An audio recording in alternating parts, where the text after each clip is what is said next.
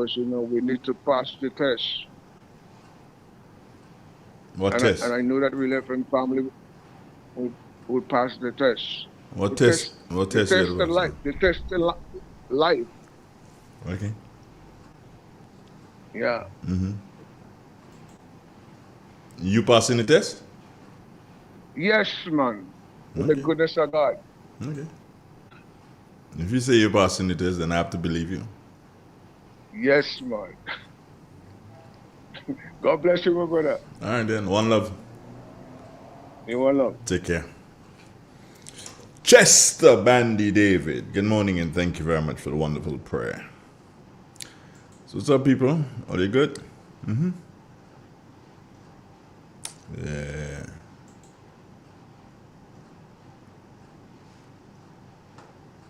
You know, there come some days when I don't even feel to talk, yeah?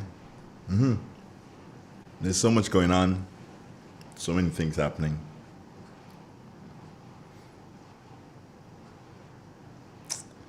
Yeah, and sometimes you just figure that, is it really worth speaking to? I mean, speaking about what is happening? Nah. Sometimes you honestly don't feel that it's worth it. Yeah, and I'll tell you, sometimes I really feel it's not worth it. That's what I say to myself sometimes. It's not worth it. So that's why I sometimes don't want to talk. But I take solace in the fact that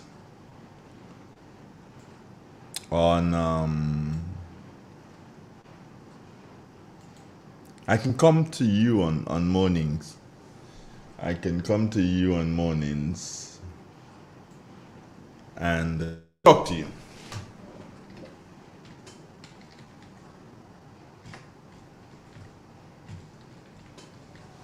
Yeah, I can come to you and I can talk to you.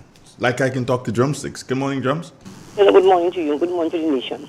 I read from the Word of God. Psalm 23. The Lord is my shepherd, I shall not want. He maketh me to lie down in green pastures. He leadeth me beside the still waters, he restoreth my soul. He lead me in the pathway of righteousness for his name's sake. Yea, though I walk through the valley of the shadow of death, I shall fear no evil. For you are with me, your rod and your staff, they comfort me. Thou preparest a table before me in the presence of my enemies. Thou anointest my head with oil, and my cup runneth over. Surely goodness and mercy shall follow me all the days of my life. I shall dwell in the house of the Lord forever. This is the end of the scripture this morning. What's And you up? have a wonderful day. I hope I will. I believe All right, I will. bye-bye. Bye-bye.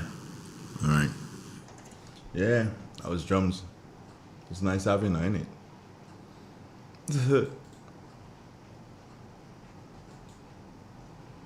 Yeah, it was nice having her. So what happening? All you good? If all you good, say. If all you in good, say.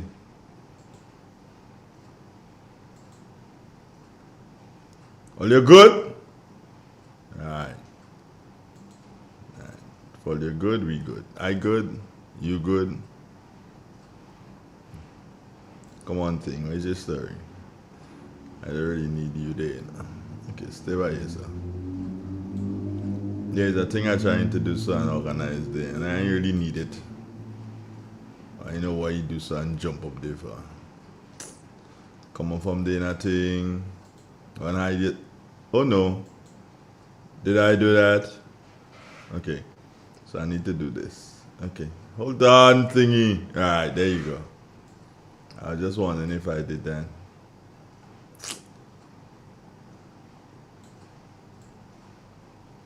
I had a good night. Yeah, I had a good night. I had a good morning. I believe I'm going to have a good day. I had a good night. Yes. Yeah, I had a good night. I can't complain about the night. As they say, if you complain about a night like that and you know you had a good night, then you're trying to fly in God's face. So Andrew, don't do that. Alright? So, today's Thursday is Agricultural Thursday. Yeah, so respect to each and every one of you. Blessings to every single one of you. And here's hoping that together we're going to have a wonderful day. Real FM, Real Expressions, Agricultural Thursday. So, I'll be back shortly after this. Real Expression on 919 Real FM. In an industry where customers expect quality, M&N Hardware Limited is a leader in locally manufactured aluminum windows, doors, roofing, and guttering. Our manufacturing division is efficient, flexible, and will always go the extra mile to surpass customer expectations. If you need security, sash, casement, or projected windows, we're able to do it. Our security and heavy-duty doors are state-of-the-art and can be customized specifically for you. Using innovative coating technologies and protective film, our roofing and guttering is weather-resistant, providing outstanding color retention for many years. Available in 24 and 26 gauge and a variety of color options. We are the leading company, a family that is proving to customers they can have their dream products. M&N Hardware Limited. Foundation to roof, let's build together. Get ready, Grenada! The Peter Phillip Drum Corps Competition 2025 is here! Join us at the Granny James Athletic Stadium on Friday, April 4th for an electrifying showdown of rhythm, skill, and passion. Feel the beats, see the moves, and experience the energy. Admission is free. Want more details? Visit us on Facebook and Instagram at Grenadian Culture. That's at Grenadian Culture. Don't miss this unforgettable night of percussion and performance. It's the Peter Phillip Drum Corps Competition 2025. Proudly hosted by the Ministry of Tourism, Creative Economy and Culture.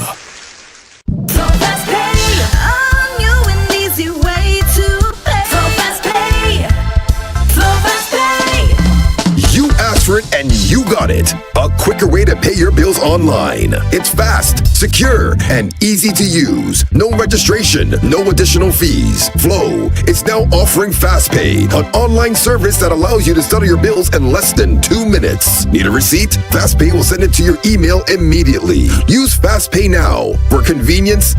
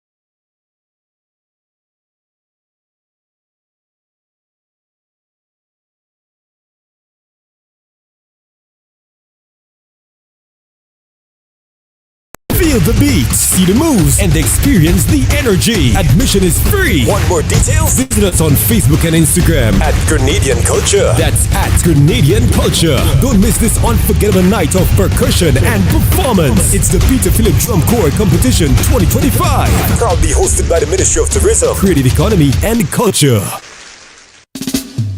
Real expression on 919 Real FM. Unfiltered truth, cultural pride, and the power of radio to amplify voices in Grenada. Whoa! Tune in on the spice side, hear the airwaves free. On the radio see. Whoa! No sugar-coated lyrics.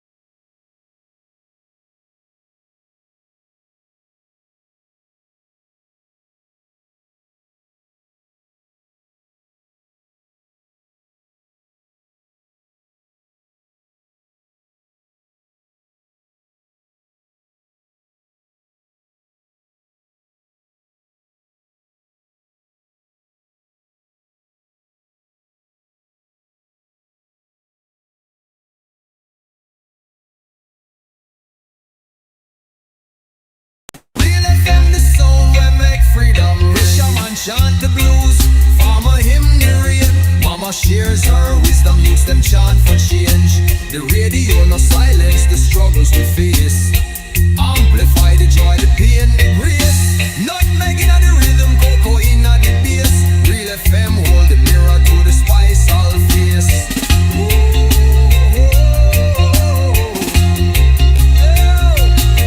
We love the truth select and let the people speak. 91.9, no weak heart, no meek. From Carriacou shores to the Crater Lake deep. Real expression loud and the nation loves.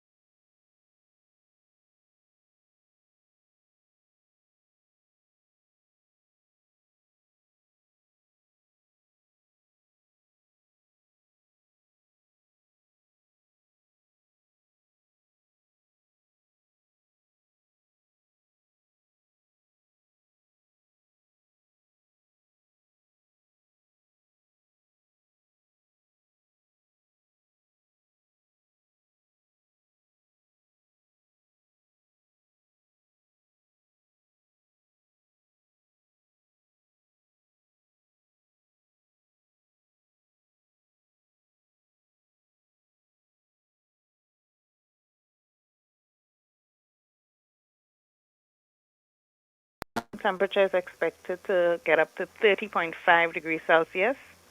Seas moderate to rough, waves 7 to 11 feet in open waters. A marine advisory remains in effect. Tides will be low around midday and high about 6 p.m. Sunset this evening at 6:18. Sunrise tomorrow morning at 6:01.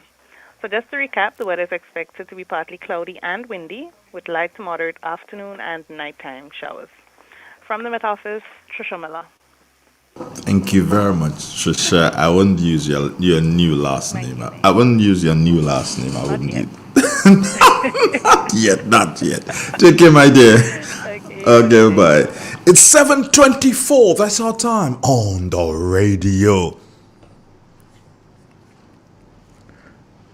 I want to broadcast one morning. Yeah. On the broadcast, I think, but then again, it's the sponsorship, yeah. You know, for me, I can go out and do anything, but I can't ask others to do same. I can't ask others to do like that. You know, that's a tad different. You know, you don't do it like that. You have to. So if you can find a sponsor, and then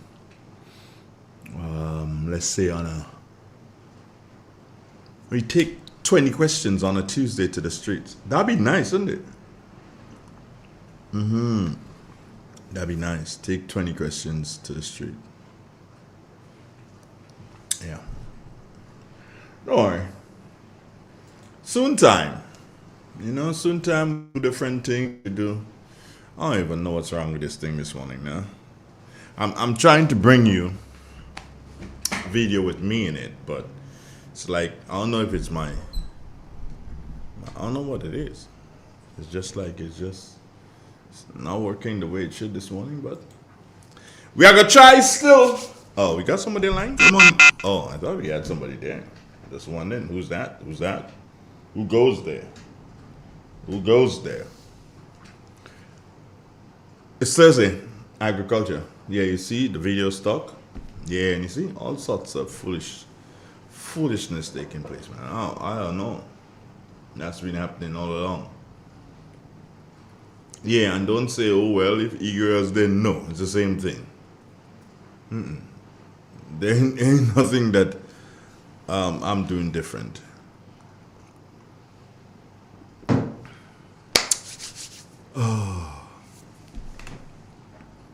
When things like that happen, and you know, when you have to talk, you have to operate the equipment and so on like that, and it's giving you that kind of a bother, yeah, it really and truly, you know, it shows you off. Honestly, it does. It shows you off in a big way. Yeah. Cynthia? You in New York? Oh my God. Cynthia Bartholomew in New York? Wow. Good morning, Cynthia.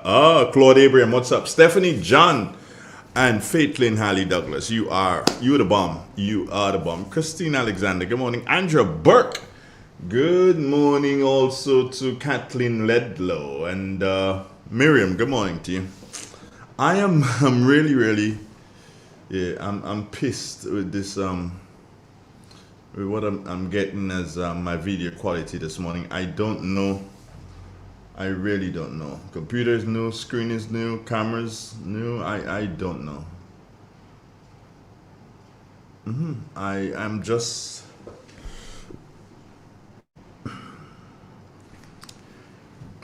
all right. So to those of you who are viewing on the YouTube, here's what.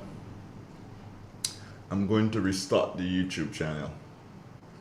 So it will go off for a minute and then we'll come right back. Let's see if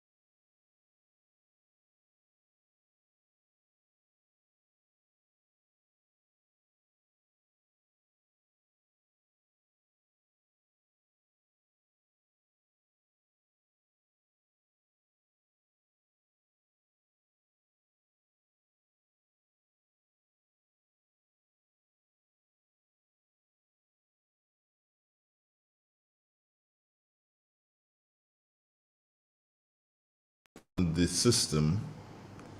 So while I'm talking to you, I'm clicking different buttons to start different things behind the scenes.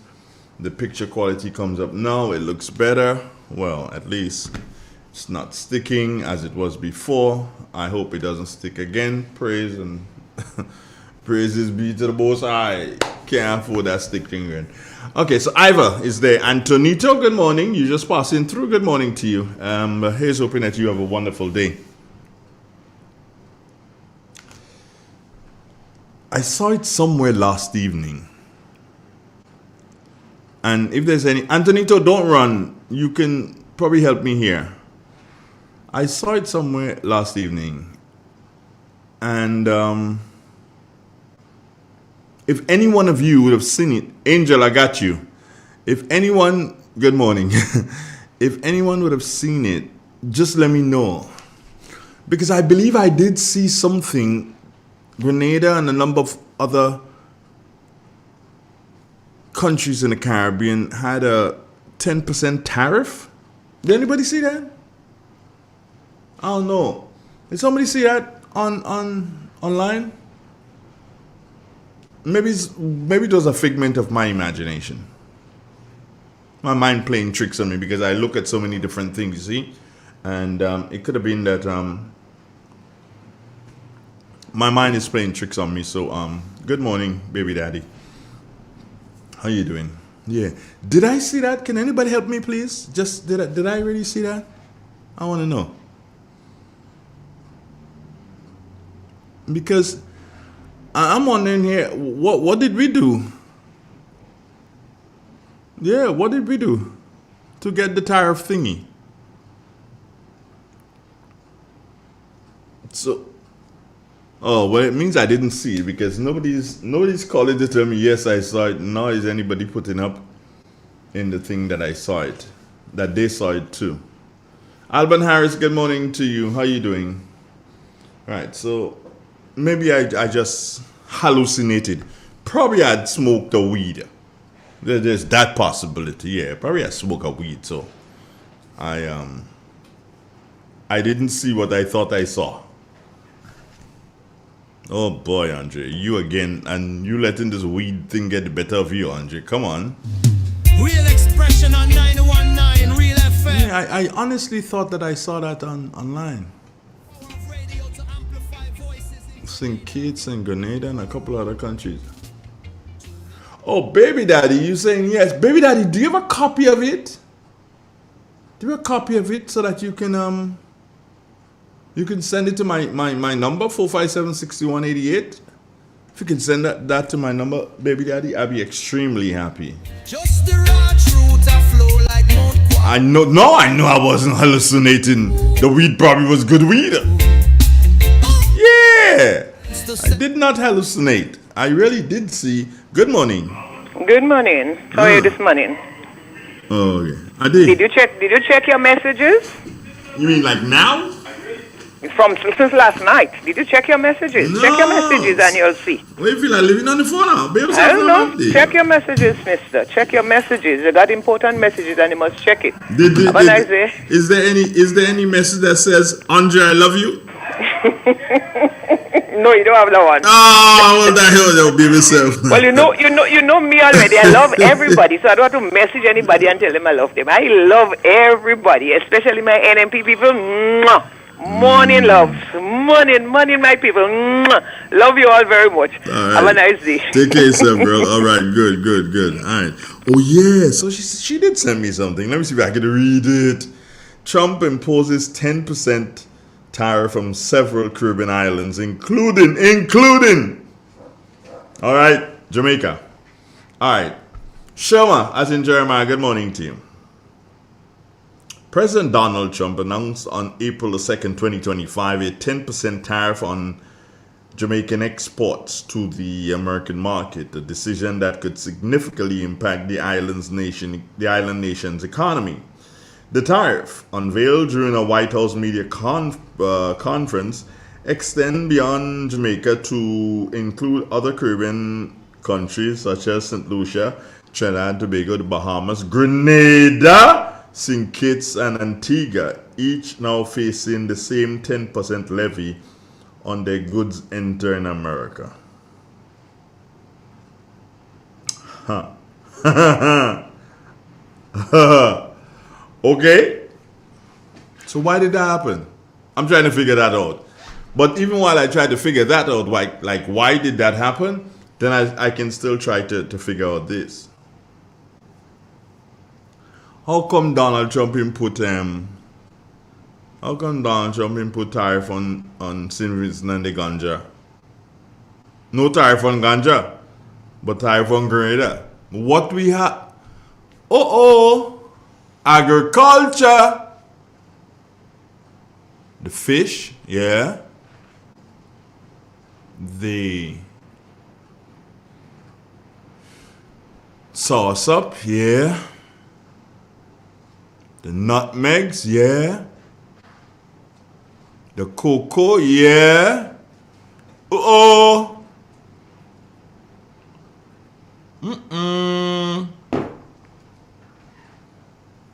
no. Guys, did you realize that?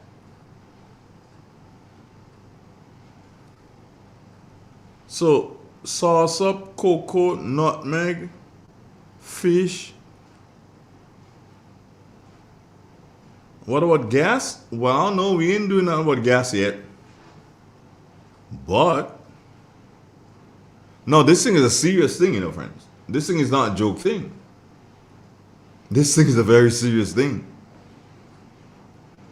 And at this particular point in time, now, I expect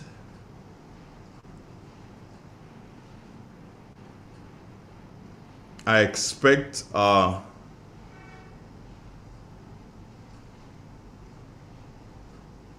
Prime Minister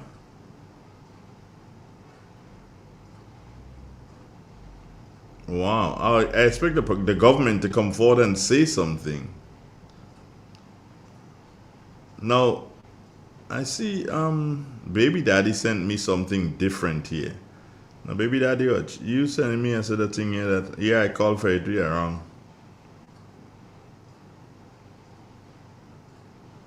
Jeez, you mean.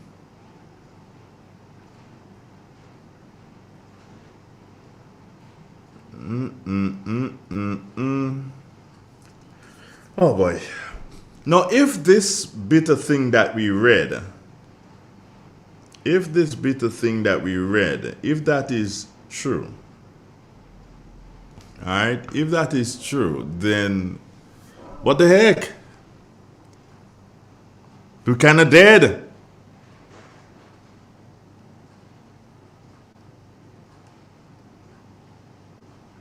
And I'm trying to figure out why this jumps at us at this particular point in time.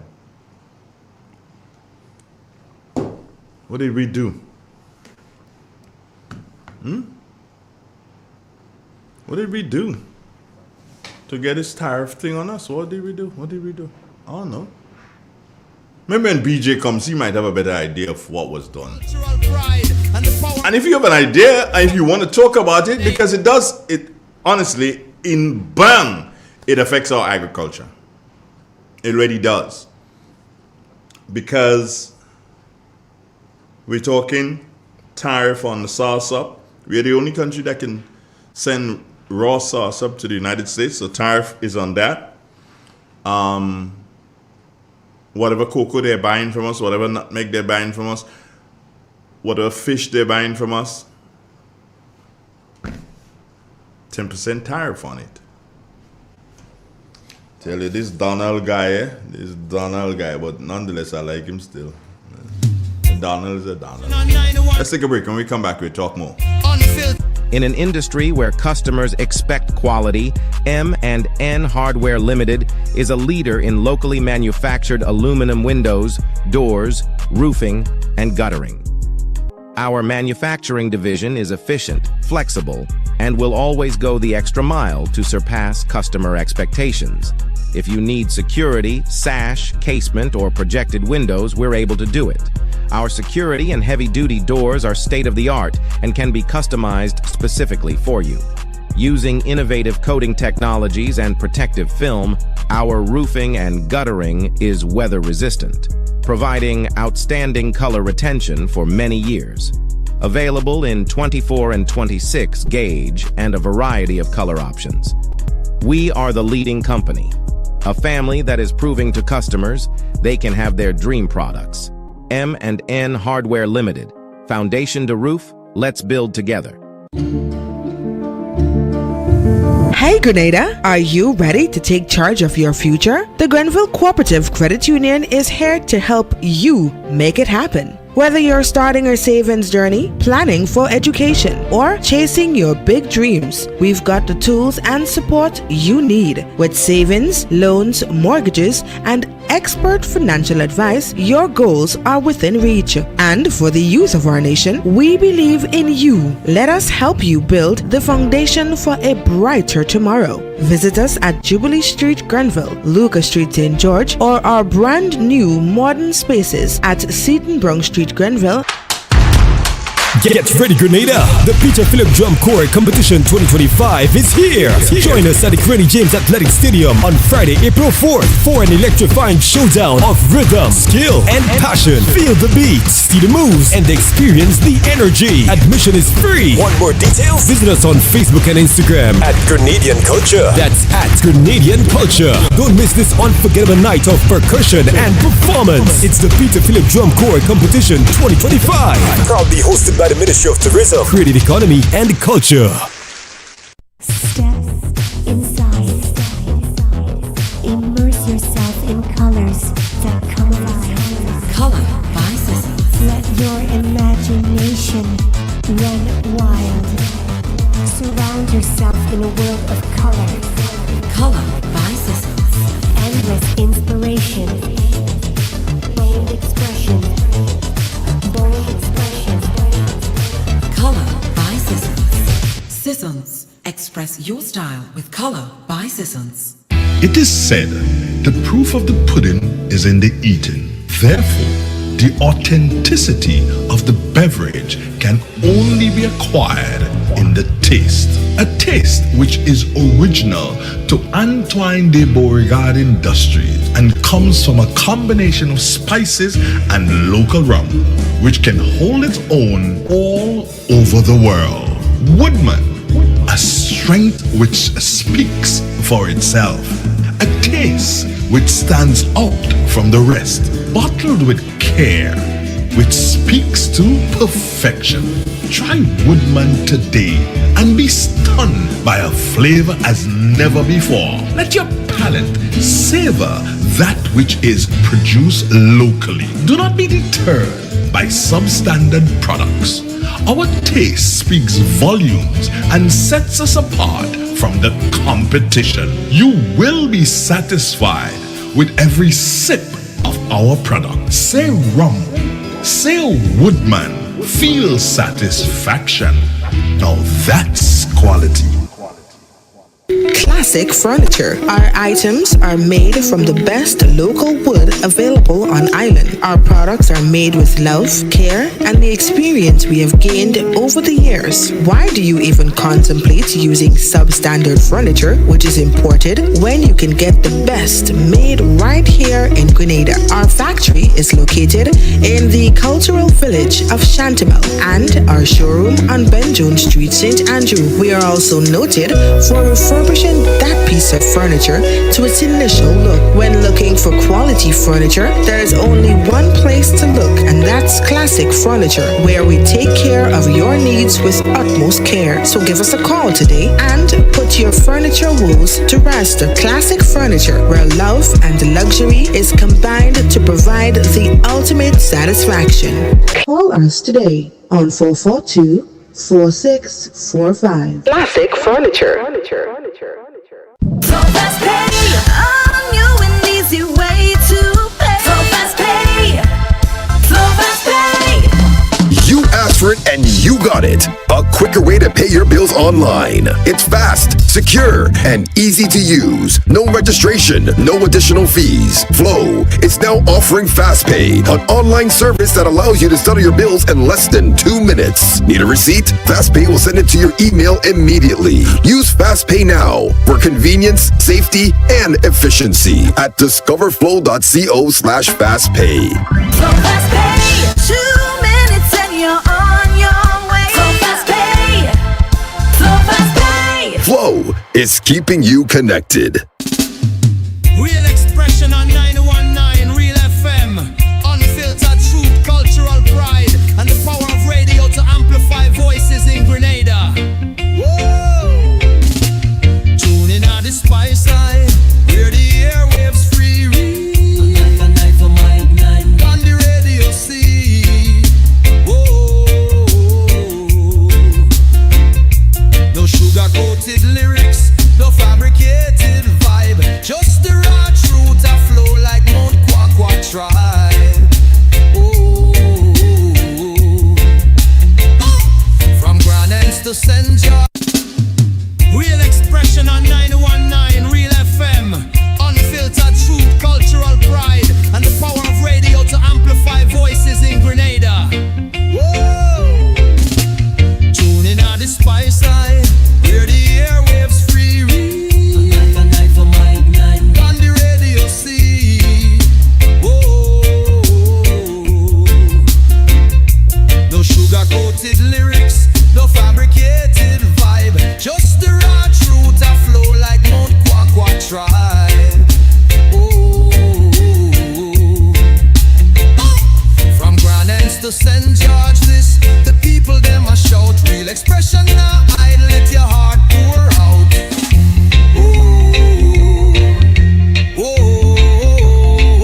Microphone to the heavens, the signal strong and clear.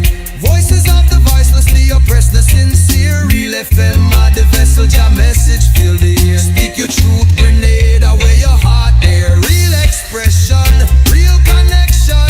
91.9 the righteous reflection. From the hills to the harbor, hear the nation sing. Real FM, the sound where make freedom ring. Real expression, real connection. 91.9 the righteous reflection. From the hills to the harbor, hear the nation sing. Real FM, the sound where make freedom ring. Fisherman chant the blues, farmer hymn the rain. Mama shares her wisdom. I'm in here, you know. Change. Right here. Me there. And I just know when Grenadians who have time to call, I know when they're not educated on a particular matter, then they don't call. A lot of the sensible ones, they're not educated on the matter, so they don't call. Some of the dumb ones will call. And most of those who want to know more, they're going to call too. But I'm in a position that I really want to know, so I'm trying to figure out, hey, what's going on here? That's why I wish my brother BJ will get here. When BJ gets here, he must have an idea, he must know a bit more than I do. But this is, I wonder where is my good brother, Mr. Pierre. Mr. Pierre, where are you? Are you listening this morning? Are you able to give me a call for 5 minutes, Mr. Pierre? Yeah, Francis, give me a call for 5 minutes. Let me hear from you, Francis. I want to hear something from Francis. Francis, you know how to reach me. Because this, when I saw it yesterday, it was a shocker to me. And immediately, my brain went to the farmers. The farmers. Because there's nothing else that we export to the United States of America. I mean, Donald went so far as to call yesterday Liberation Day, you know. He went so far as to call yesterday Liberation Day. Folks, you know, I've just been thinking again that whilst I say the farmers would be the ones who are going to be affected most by this thing, I also have to do so and say, those of you who are accustomed getting a barrel or two per year, you might go down to half a barrel per year. Because goods in the United States are going to get more expensive. Andrea and Gianna Alexander.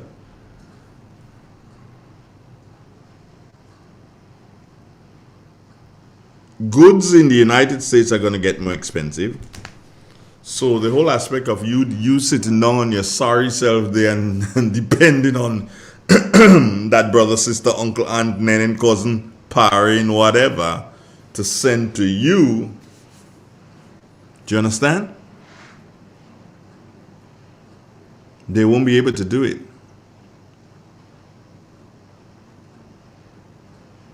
It's just going to make, this tariff thing is just going to make the thing tight all around, all over.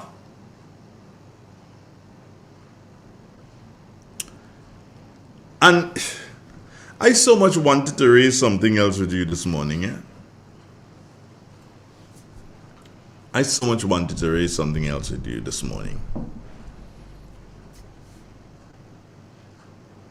But this is so very important, and we need to do so and start thinking about it and start talking about it. Not that if we talk about it, we could change Donald Trump and the United States' mind. No, we can't. Trust me, we can't. But we need to start doing things differently. We need to start doing things differently. Local, local, local. You know, when you go to the supermarket, you must take a look and see as it relates to variety. Take a look and see as it relates to variety. If you have someone living in, say, let me see, country. Barbados. Lindana, you like the shirt? Oh my God, I like it too. Can you send me two? Yeah, you can send me two. Not just like that, but Lindana, look how the thing just freeze. That stupid camera again. You know, you say you like the shirt and the camera just freeze. You like the shirt too, so it just freeze. But in any event, I know you guys on Facebook, you're supposed to be able to hear me still. Not on Facebook, on YouTube. You can hear me still, right? Somebody just type yes, and that'll be good. But just think about, let's think about Barbados, for instance. Let's think about Barbados. And let me ask this question about Barbados. In Barbados, okay, so they're hearing me still on YouTube, but although the camera froze, I don't know why the camera froze. That camera must be INDC. That camera is INDC. Just freeze in the middle or something. So come on, I can do better than that. Yeah, I know them NDC people don't like me ever. But you don't like me, say what? Continue not liking me. I ain't really and truly. I wouldn't be too bothered about it. I'd have to do different things here. Let me see if I can get the other camera going. Jeez, you me. Is that how things are working, Grenada boy? The other one ain't working too. Let me see. Boy. Sometimes. But I'll come back to Barbados just now. I want to raise something with Barbados. I don't even know. Let me just take a break and just remind me that I need to come back to Barbados. All right. So I'm gonna take a break and then I'm gonna play for you the Grenville Credit Union program, and then we'll be coming right back. Stay with us, friends. This is Real 91.9. Welcome to another program of Did You Know? A 5-minute feature from the Grenville Cooperative Credit Union. I am your presenter, Oslin Crosby. On this week's program, we continue sharing that exclusive interview with Decathlon Olympic medal Lyndon Victor and GCCU ambassador on his journey.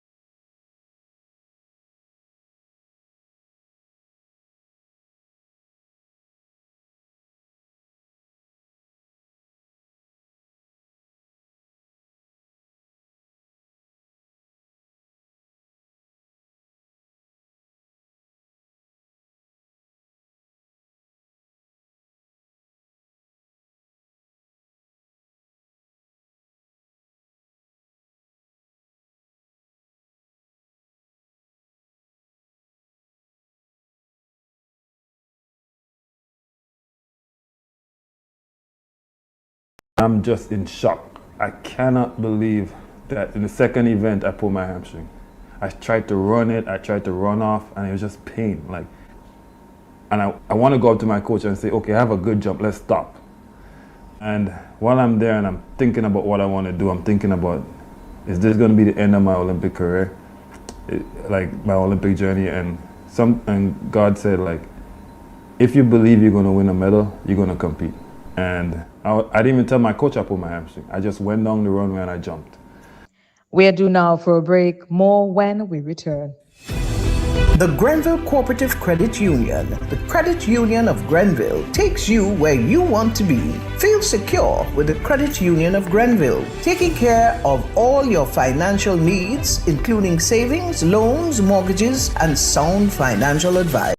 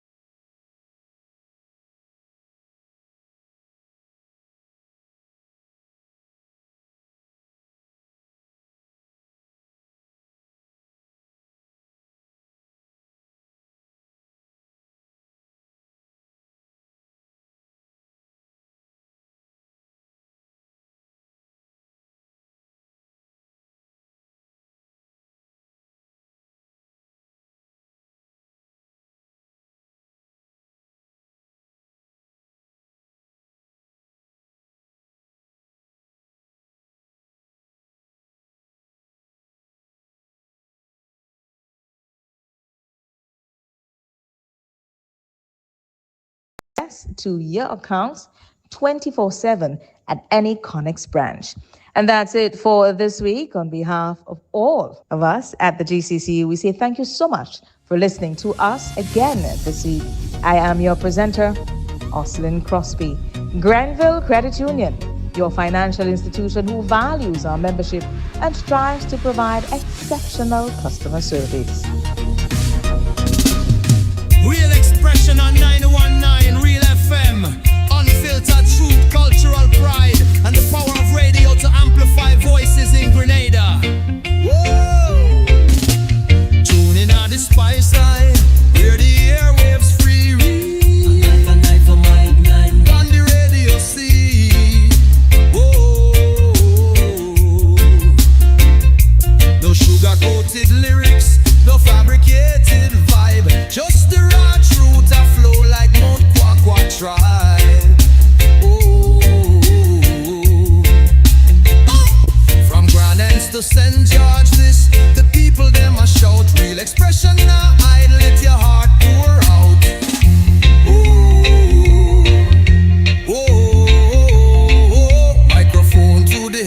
sounds. The signal strong and clear.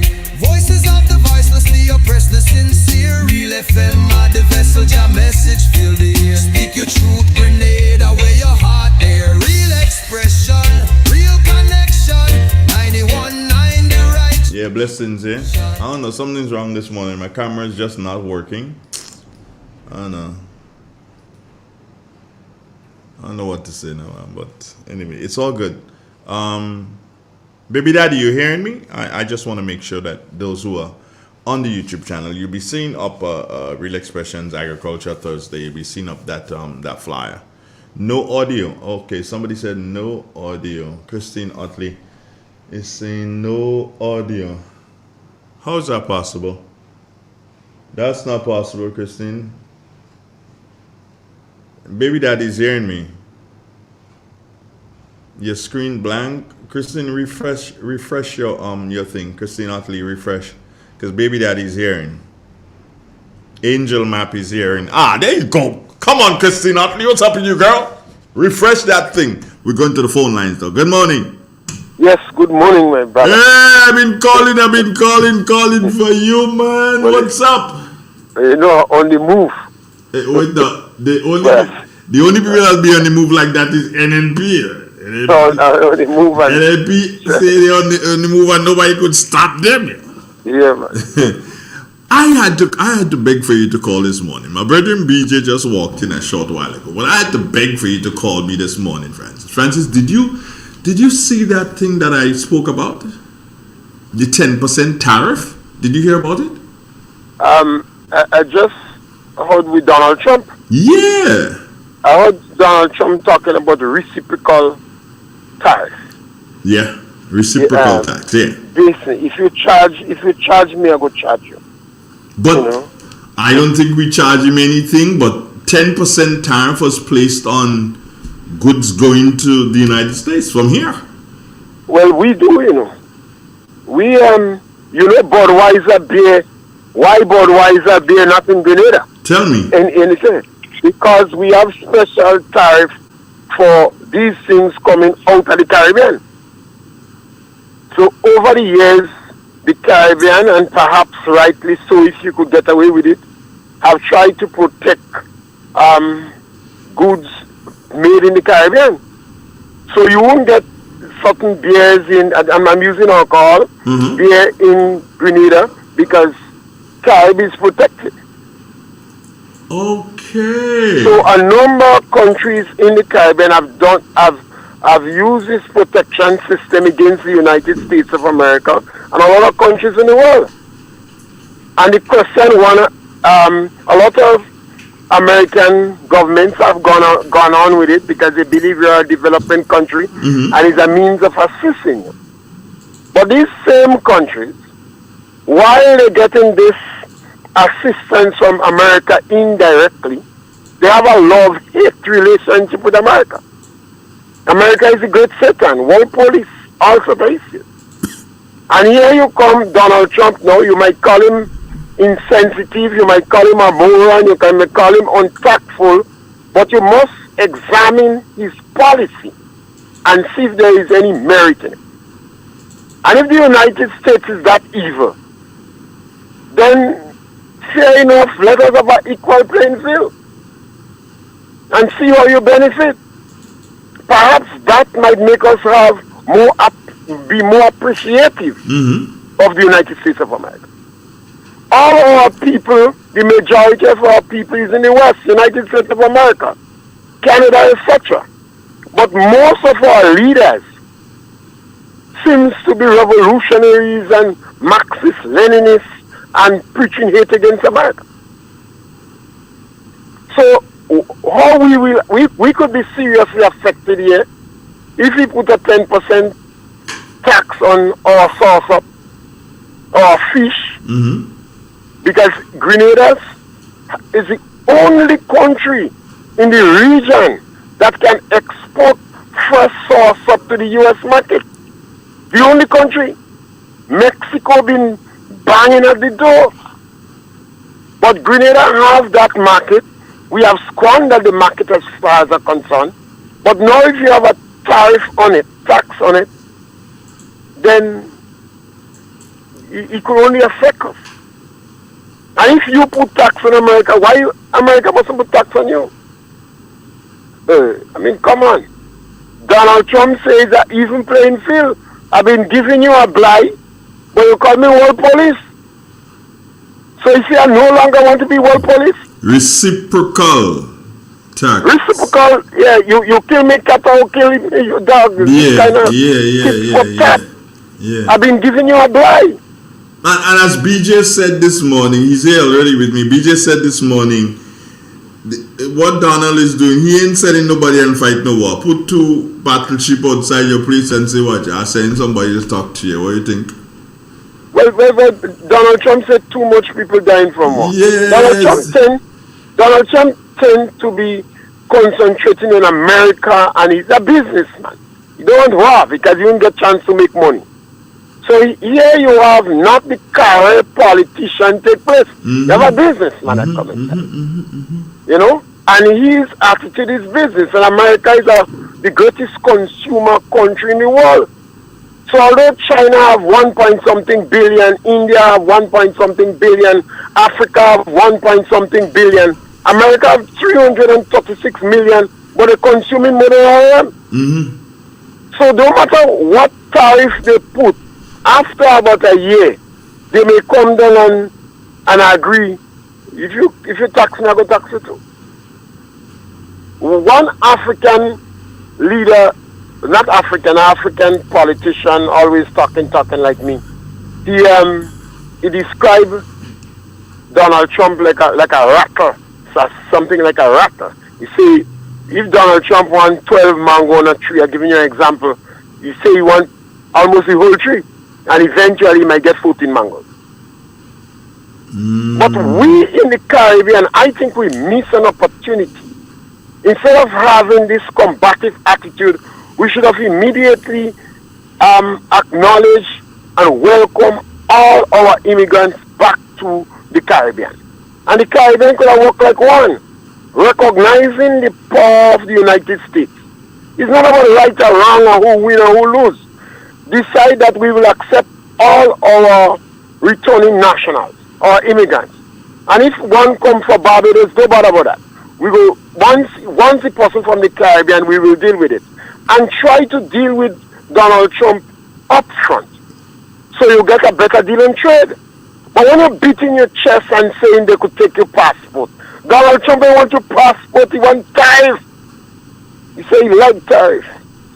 So these leaders in the Caribbean let me down badly. From Mia Motley to Ralph Gonzalez. I'm not speaking about this one in Grenada, that one don't make sense.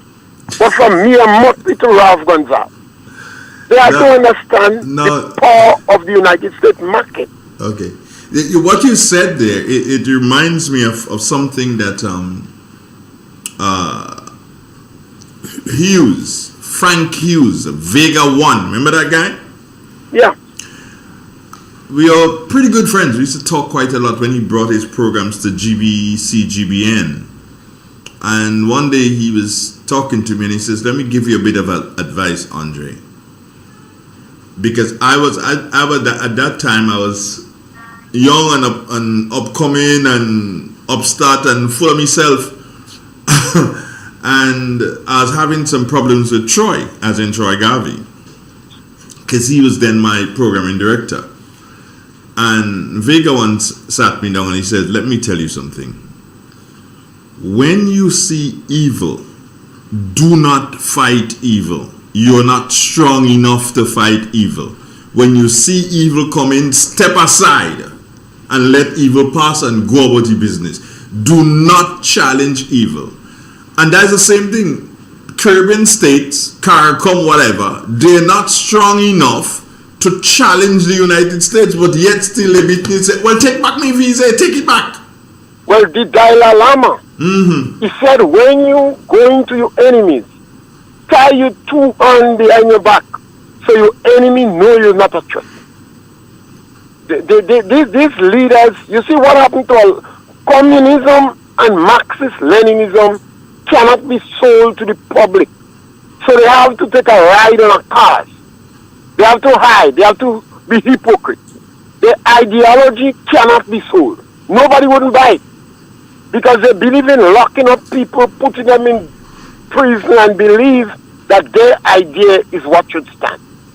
So most of our Caribbean leaders are directly more inclined to support Russia and China. You see, I understand Grenada sent a football team in Russia. So while they're not informing the public here, but they want to please the Russians, you're living in the American back door, and the majority of your people in America, and those who are not in America want to go in America. And you getting plenty barrel and remuneration. And the St. George's University contribute 20% to the GDP. The GDP. Yeah. The GDP. Mm-hmm. You see when Navis trying to use economic terms. So that alone must make you wise. It's not about right or wrong. It is not about, according to Chester Humphrey, I don't know if you just said it as a fluke, is what is in the interest of Grenada. Yes. It's not in the interest of Grenada to beat your chest and say you could take back your visa. They're giving themselves too much importance. It's about tariffs. Donald Trump said he liked tariffs. He liked the word tariff. And you have to understand, this individual don't have no friend. Donald Trump is Donald Trump.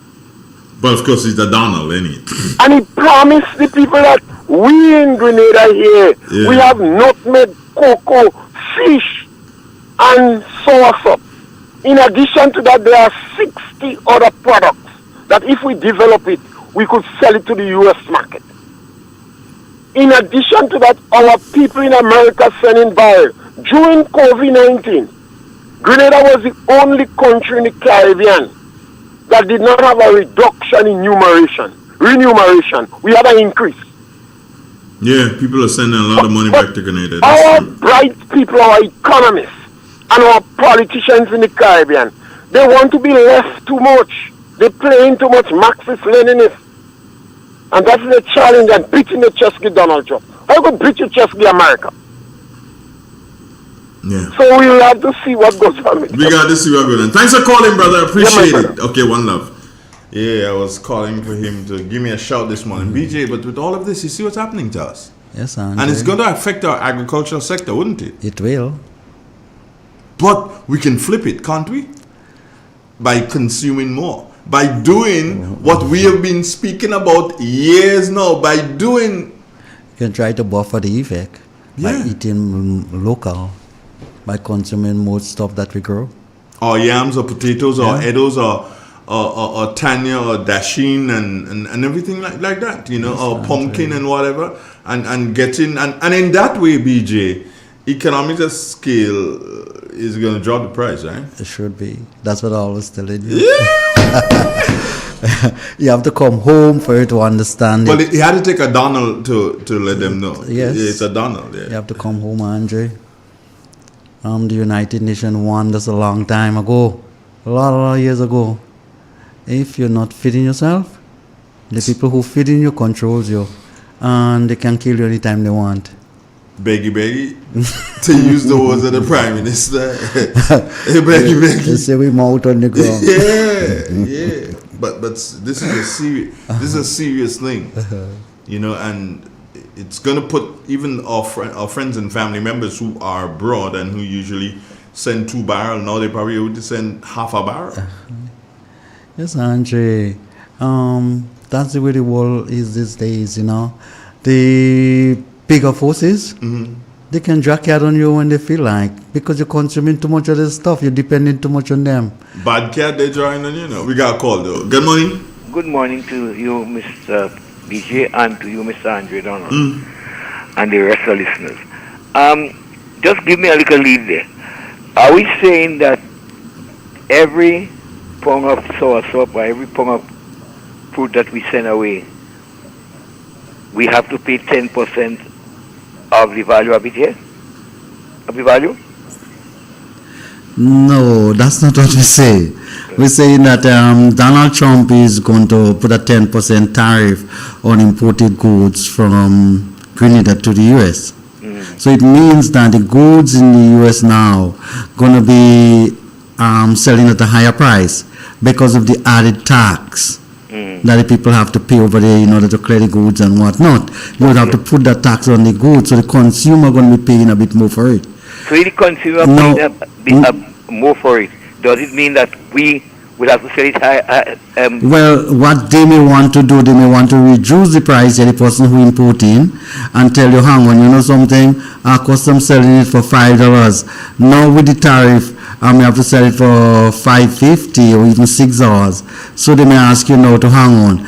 Could you reduce the price to $4 so we can maintain the price over there? Because remember, it's not you alone that's selling the stuff. Right. You have other people that doing the same, and you know you want to make the price competitive. Now I see a little danger in that the price of agriculture pay is high, and if we're not getting sufficient for it, it could affect the farmers very serious. Because you Mr. BJ, you have to pay $60 a day now for agricultural workers. At least. At least, right? So it means that the farmer have a bigger strain on him financially. Yes. Yeah. Right? And if the farmer has a bigger strain, he's going to employ less people, he's going to work less land. So that to me is going to affect the average farmer in Grenada. Yes, it could have an impact on the agriculture sector. It will. One way or another, it could have an impact. And I'm seeing, based on what we've been hearing just a few weeks ago, that there was a good opening for our source up still. So if we get jammed, well, we'll lose a lot of our agricultural crops, being able to export. So as Mr. Pierce say, we may have to hug up Donald Trump. Play cool with him. We shouldn't get involved in superpower play. Yeah, we may have to hug him we up. need to stay on the side and pick up our bits and pieces. And sometimes I think we don't understand that when our policies affect those superpower, they do turn around to squeezing us economically. Right. Sometimes they don't send the troops or anything like that, but they know what to do in order to basically starve our people because we depend on them. My importation bill is about, what, for food, maybe about 80%, you know, probably more. Right. Maybe 85%. Everything that we eat, we import it. So I think we need somebody or some people to help educate us Grenadians and the farmers and perhaps the government to a great extent too. Otherwise we could get trapped. Grenada is the only country in the West Indies, as far as I know, that could ship away source up to other places. Yes, we might lucky to get away with this one because even though they charge a 10% tariff on it, because we are the only country, the consumers over there might still buy it. Yeah. Well, we have to be scary of if Donald Trump decide on other countries concerning, you know, fresh source up to the U.S. market, then we are in serious trouble. So we need to basically walk the straight line. We basically need to behave ourselves properly, economically. Sometimes we behave too loose economically. So then we turn to beggars and borrowers. Beggars and borrowers generally don't have no control over themselves or the country or the economy. And the last point to you before I go is that we were told that the marketing board would be back soon. To know the Prime Minister have not tell us, the budget gone, the Prime Minister not tell us what form marketing board is going to be taken, who are the persons that will be in marketing board, how you select the team, the management team for marketing board, and so we have not done that. And I think that should be out by now. Mr. BJ, you are a farmer. That should be told to farmers by now. If we go to be relying on marketing board to help push our agriculture, because yes, the government is putting some money into agriculture, let's be true with that, but we have to know how these monies would be managed, and I think that is a situation that we have to look at now, how the agricultural monies that is putting into would be managed. All right, Cliff. Right. Take care, my brother. One love. It's real. It's 91. Good morning, Grenada. Good morning, Caribbean. Good morning to the world. Morning, Donald. Andre Donald, I mean. BJ, this thing is a serious thing, and Grenadians need to do something, start paying closer attention. And I ain't telling everybody to do something, run and go and buy a cutlass and just start to play best farmer. No. Nope. I'm just saying to you, pay attention to what is going on. And I'm also speaking to the vendors, those who sell corn and whatever. Don't do so and tell me corn price go up because you have to pay 2 cents more. Andre, a lot of things that we are doing, if we look closely, if we have good leadership, they will identify those things before they happen. Yep. Most things that happen, those show indications before they do. And we're not looking closely enough. Our focus is not where we should be. I say this Did you realize that there are many countries in the Caribbean? And did you realize that not all countries that is situated in the Caribbean is listed there? No. They single out a few, and there have to be reasons for it. They don't want expensive ganja. Oh, there we go. They don't want expensive. So you understand what happening? There have to be a reason for what it is. Most time people, implement a tariff on your goods. They do have issues with you, Most of the time they do it, and sometimes it's not economic reasons, Sometimes it can be political reasons they have with you, issues they have with you, and they want to, they use the tariff as an excuse. Look at China and the U.S. They have the trade war going on. Look at Canada and the U.S. It's not economic issues they have political differences. Yeah. The policies on certain things don't be in sync with each other, and they start making, issues.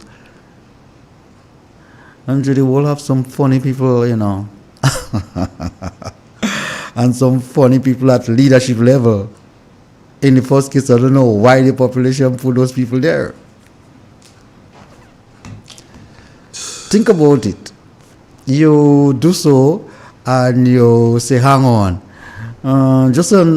For instance, to back up the point I'm making, Andre, you do so now, and you say, hang on, I'm from the Caribbean, but, I will vote Donald Trump, and, I think he's the ideal man for the job. Yeah. And all indications was there that this man unstable. And you do so, and don't look at me like that, And you do so, and you put him there, and see what it is happening now. Your people back home is facing the consequences of his, instability. I'll send back everybody who is illegal. No, I didn't say. Illegal? Send back everybody.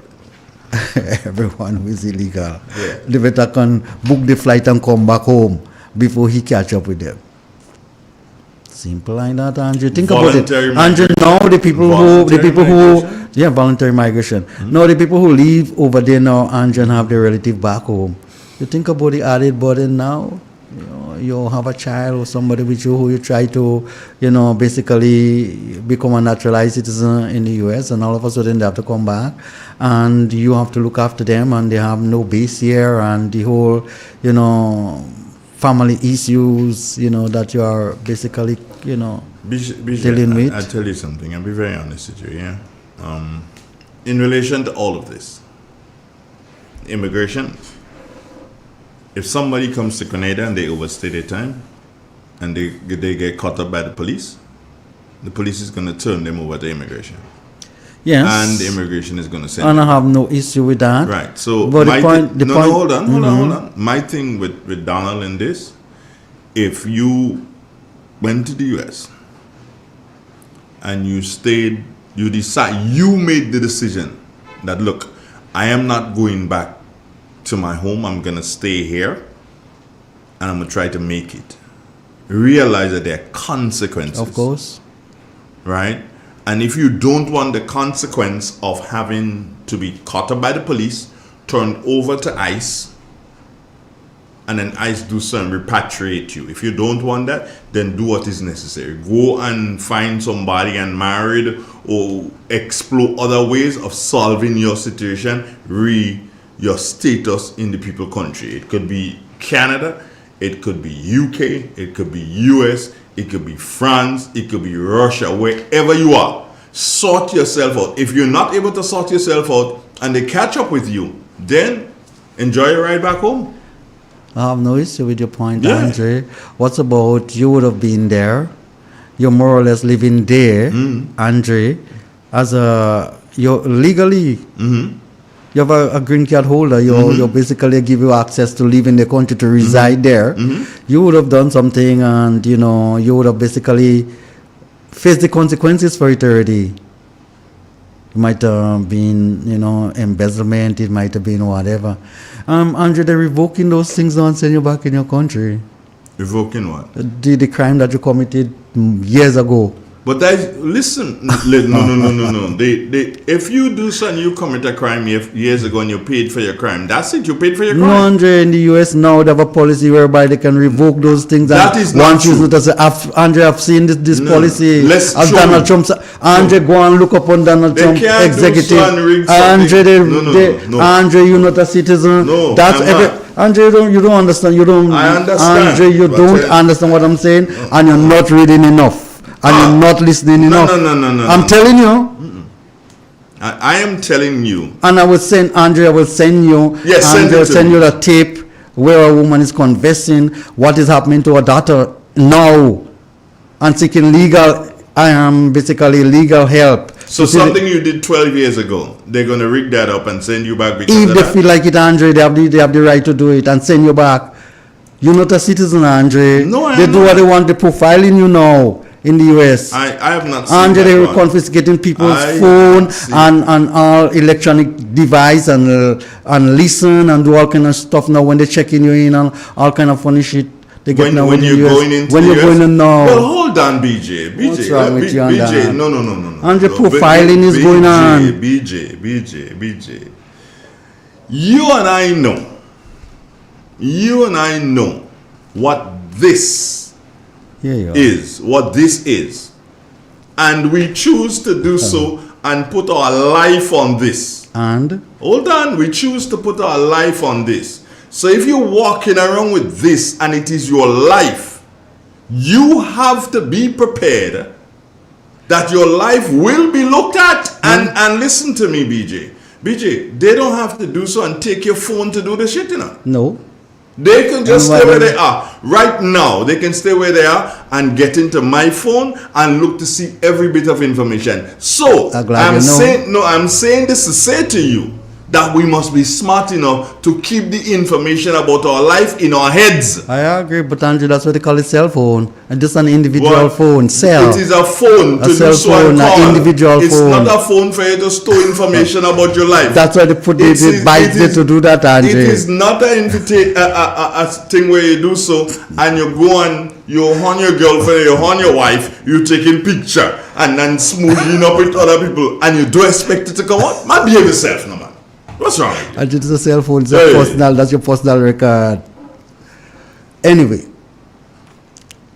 So far for tariff this morning. Somebody calling.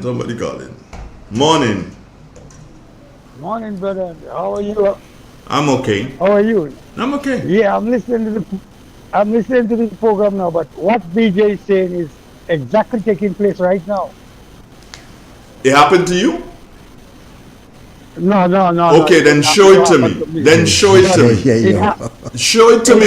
Listen, it's okay for you to come and tell me, yes, it is happening. But you have to show it to me. Don't just come and tell me, yes, it is happening. Because that's the same thing with BJ. BJ is telling me it is happening, but he ain't showing it to me. Show it to me. We in the radio station. Show it to me. I send the video for you as a ghetto. What video? Right now, it's show me. In America, it's happening in Canada. It's happening right now. Man, all you just do some makeup thing.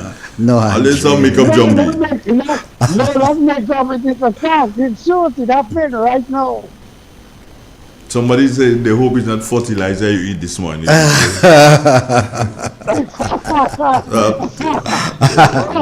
fertilizer you eat this morning. I cannot tell you. Okay, Actually hungry, you know, now that the person talk about eating it. What's that? Well, Andre, do you know that the judge ordered a plane to turn back for America that people, that some send and some send them in a country over there. But right now they're asking for them to come back, but some make sure tell the leader of this country there's gun, there's protection guns, somebody's in there's in jail Honduras right now. Regine. Yes. You ain't paying attention to the world. If you're paying attention to the world, you wouldn't be speaking as to what Donald Trump doing right now. Donald Trump taking care of the United States of America and the United States of America alone. He's a madman. You could stay and say what you want. You there up there, I want him to deal with you. I did down here. He cannot deal with me. He cannot deal with me. Stay there. When you hear he control Canada, or hear you saying he can't deal with you, have a nice morning. No, that would not happen. That wouldn't happen. Okay, stay there. No. Have a nice day. Okay, thank you, brother. All right. BJ. Okay. Andre, those profiling are going on now in the US. Listen, somebody just say, okay, what he's saying is true. I hear it on the news. You hear it on the news. You don't hear it on the news. Yes, Andre. BJ. All you stop that. All you stop that. God, Andre, I saw it and I heard it. Show me. Well, you'd have to go back and look at the records to do that. Let me tell you something. I don't come on radio station nationally, like how, you know, me and a man might be on the street and I might make a joke with him and, you know, to get away and stuff like that. Andre, I won't come on a radio station like yours and say something that I perceive, you know. I respect what you say. And I respectfully, you have to be factual, you know. I respectfully disagree with you until you show me the proof. Show it to me. Do you understand? That's how I stay right now. God. Show me the proof. You're one of those who have to see before you believe. Hey, Thomas, you show me your hand. Show me your hand. Let me juke my finger through it. Look at it. Donald Trump, months ago, hang on, I'm going to put some tariff on your people. And they don't believe it. That's them. You're just like one of them on that issue. No, I believe he's a Donald. The Donalds are true to their word.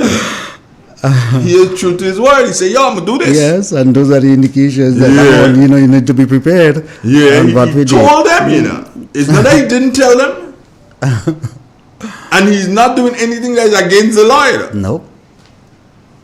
We've got a call. Good morning. Yeah, good morning, doctor. How are you today? Not too bad. Good morning, BG. Morning. I'll tell you something, Andre. You're so wrong. Mr. Pierre, Mr. Pierre, that's a very, very intelligent guy, very smart guy. Work with everything. Andre, you're so right. You see, we are paying attention to these guys, and we're leaving ourselves behind. I've been preaching this thing for years. Let us pay attention to ourselves. Get ourselves there. Develop ourselves. Pay attention to our economy. Pay attention to the citizens. And we can do it ourselves. I don't think we have to depend on this the way we are depending on them. You see? We're forgetting what we have to do and focusing on these guys. So they left us behind. How do we catch up? Catch up? We can't catch them. Right. And if we continue to do that, let me tell you something. I don't know where we're going to end up. We've paying too much attention to these guys and not paying attention to ourselves. We have to unite with a common purpose in mind. The development of the citizens. The wealth creation, I say monetize the economy. Get our people economically sound. Yes, we are independent. We're interdependent. There are certain things we have to get from them, but we're over-focusing on them. We're not paying attention to ourselves, and that is the problem. That's our problem. Have a good day, sir. You too, man. One love. We've got another caller on the WhatsApp. Good morning. You've been holding there. How you doing, Bridgman? Good morning, Mr. Donald. Yeah. Doing good. All right. What I'm observing in this world today is that we have some phrases using as disinformation and what have you. But the thing about it is that thank God for the freedom that everybody could speak and say what they hear and what they perceive. But is you, as you was doing there with BJ this morning, show me the proof. Show me, let me see the evidence of what you're saying to get the truth out of it. Because everybody have their own truth. That's the language today. So the thing about it is that the interpretation of the book is not to the reader, but to the author. When you read the book and you get the information, ask the man that write the book what he meant by what he have in the book. Thank you. Wonderful. Biggest statement for the year. I didn't expect you to hang up, brethren. I didn't say thank you to hang up. Thank you because you made a very powerful statement. It's not what you interpreted. It's what the author, what he wrote. Because, BJ, when I read the book and I see the book saying black, and you don't read the book and you see the book saying orange, hey, the author wrote it and wrote white, Andre. Come on, man. Andre, I don't deal with dreamers. So you call me a dreamer just like that? White is white and black is black. What the man is saying there, what you write down, BJ, it is your opinion that you write down, correct? I'm not sure. Even the things you write and you think is your opinion, you know what it is you're writing. A lot of people are like that. Do you believe everything you read? Or do you believe everything you hear? But that's the same thing the man just said. Exactly. But that's what he's saying. You say exactly. The same thing. So why we that's how I am saying, all right, who is him or who is it you to tell me that what I hear isn't factual? You didn't hear it, you need to shut up. And him need to shut up too. Because I don't say things that are not factual on this radio station. Well, I didn't hear it. So then shut up. Well, that is what I'm saying. Then we should talk. We shouldn't even be talking about it because you didn't hear it. Out of the shirt, you asking for something. You asking for something. Andre, I say, it's up to you to believe or not. I won't believe that until I see it. Okay, that's all you need to just shut up. No. End the story. No, I need to tell you. Show me the proof. Show me the proof. Andre, you pick that up and running with it. Who else is he following you? What? You should see the comments here. What is the comment? The comment is that BJ's a madman. No, I am not mad. Hold on. You ask me the What's wrong with you and the comment saying that Andre, put them up. That you eat fertilizer? You want me to put it up? I ain't gonna do that every day. No, I ain't gonna put up that. That is going to bring. Brandon say you eat fertilizer, yeah? Yeah, well, up there. That is going to bring. What? Fertilizer. 12-24. Andrew, when you don't know what you're saying, you need to shut up. Well, brethren, that's why I'm not speaking to that. I'm saying, put it one side. I'm saying, forget it. You're still talking about it. No. Let me finish. Let me finish my point now. I'm saying you said it. Unless you're able to prove it to me, that gone in the corner over there. Push that in. Blah. Even if I try, let's talk about. Even if I try to prove it, even if I try to prove it to you, you will still doubt it. What's wrong with you? And the truth doesn't there before all your very eyes and all your doubting it still? Yeah. Until you come home and roost in all your house? Could we switch that conversation? End the story. Take a caller here though. Philip, Cyril, good morning. Yeah, morning sir, how are you? I'm good. How are you doing? I'm scraping some spice right now. You're scraping cinnamon? Cinnamon, yeah, I'm doing some cinnamon right now. You pick it up in the mountain? Come again? You pick it up in the mountain?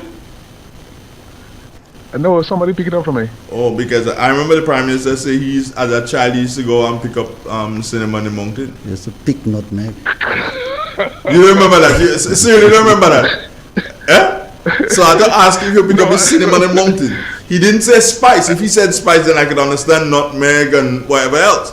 He said he used to go and pick up cinnamon in the mountain. You understand? So I want to know if you pick it up in the mountain. Yeah. I've enjoyed your two conversations. Oh, okay. However, I only learned of the sanction or the tariff. The tariff about Grenada just now while you were saying it, right? Okay.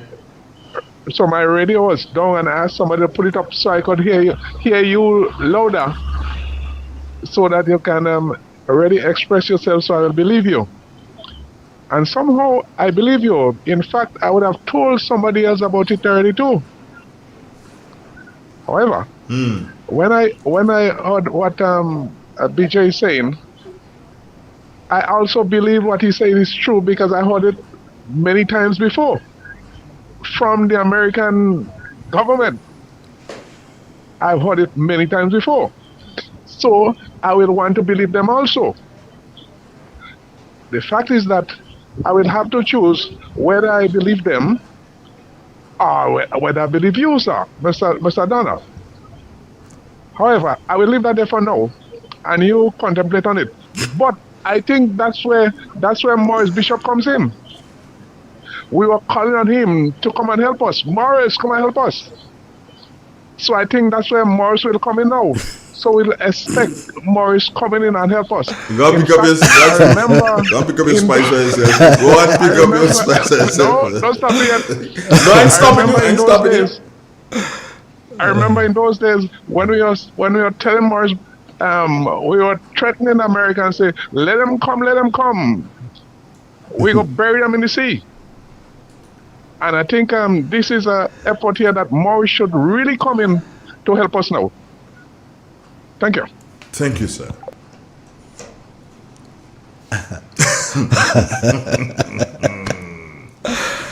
Yo, 442-0175. Those are the digits that you can dial. Yeah, of course. But Andrew, this tariff thing, we need to be careful with it. And see, they put tariff on countries already and squeeze them economically so harsh that they actually broke the demand, the economy. You know, they have to devalue the dollar and they have to do all kind of funny things to stay afloat. You know, because we don't forget the dollar is pegged against the same people we giving us the tariff. You know, now it's pegged against the U.S. currency, and they are the same one that say, "Hang on, you know something? When your stuff coming in, I'm afraid you may have to pay 10% more the people importing it."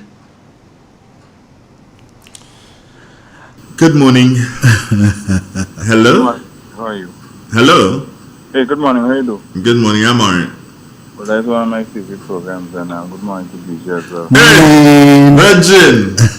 What's happening? I want to kind of add my voice to the tariff conversation. I hope you stop talking about it. I realized you and BJ was in a little bit of about it. Not at all. We're just making the program interesting, that's all. And this matter of the tariff, I'm not hopeful at all. I'm very discouraged with our particular position, to be really honest. And I say this because I do not believe that our leaders have shown any kind of strength in negotiation and compromise. I stood in awe when I heard how our leaders respond, for example, to the Cuba matter, beating our chests and say we're afraid to lose the visa. And we reduce this thing to a visa conversation when really it is the onslaught of a geopolitical warfare, and we are not in any position to embrace any kind of shock. One little hurricane and we're in trouble. So the leaders who were beating the chest weeks ago is now crawling back for conversation. It's not so the things work. According to Donald Trump, we have no cards in our hands to play cards. we have to be wise in our utterances and take the approach of negotiation and take the approach of compromise. Because let me tell you this thing is going to squeeze us. I mean, I hear BJ talk about our source of this morning. I mean, we are already in trouble with this. If you look at how this thing is shaping, the US don't function ordinarily, and Donald Trump is a special president, as we're friends. And so what we should have done first, we're trying to right now to do what? After we try to insult the people, negotiations are not like that. So I am worried about it, and I'm not too sure if there's any hope, but I'm hopeful that we now will get our house in order and make some attempt to feed ourselves. That is where we have been. Maybe it's a good thing that we have cornered it to a place where we now have to say, look, we have to feed ourselves, and we have to reinvigorate our backyard gardening, our callaloo drain. We have to start to plant cabbage in the flower pot. That is what it's going to come to. Because if we can't do that, we would be in serious trouble. And our importation bill now is nearly close to 100%. We ain't producing nothing much. And therefore means that any tariffs, any sort of approach in terms of paying more, will be in serious and dire trouble. So I don't know who to call on. Maybe you guys need to start a negotiation right there and speak to the US and see if they're going to have some mercy on us. I'm not going to use my influence I have on the guy because we share the same name. I'm not going to use that kind of influence on the guy. When I'm ready to use my influence with the guy, I'll use it for my thing. Go and pick up go and pick up cinnamon in the mountain. Go and pick up cinnamon in the mountain. Yeah, that is agriculture. Go and pick up cinnamon in the mountain. No, seriously, I'm telling you, man. We pay. Listening, DJ. I sat last night. Call, I'm coming to you. Give me a minute. Yeah, call, I'm coming to you.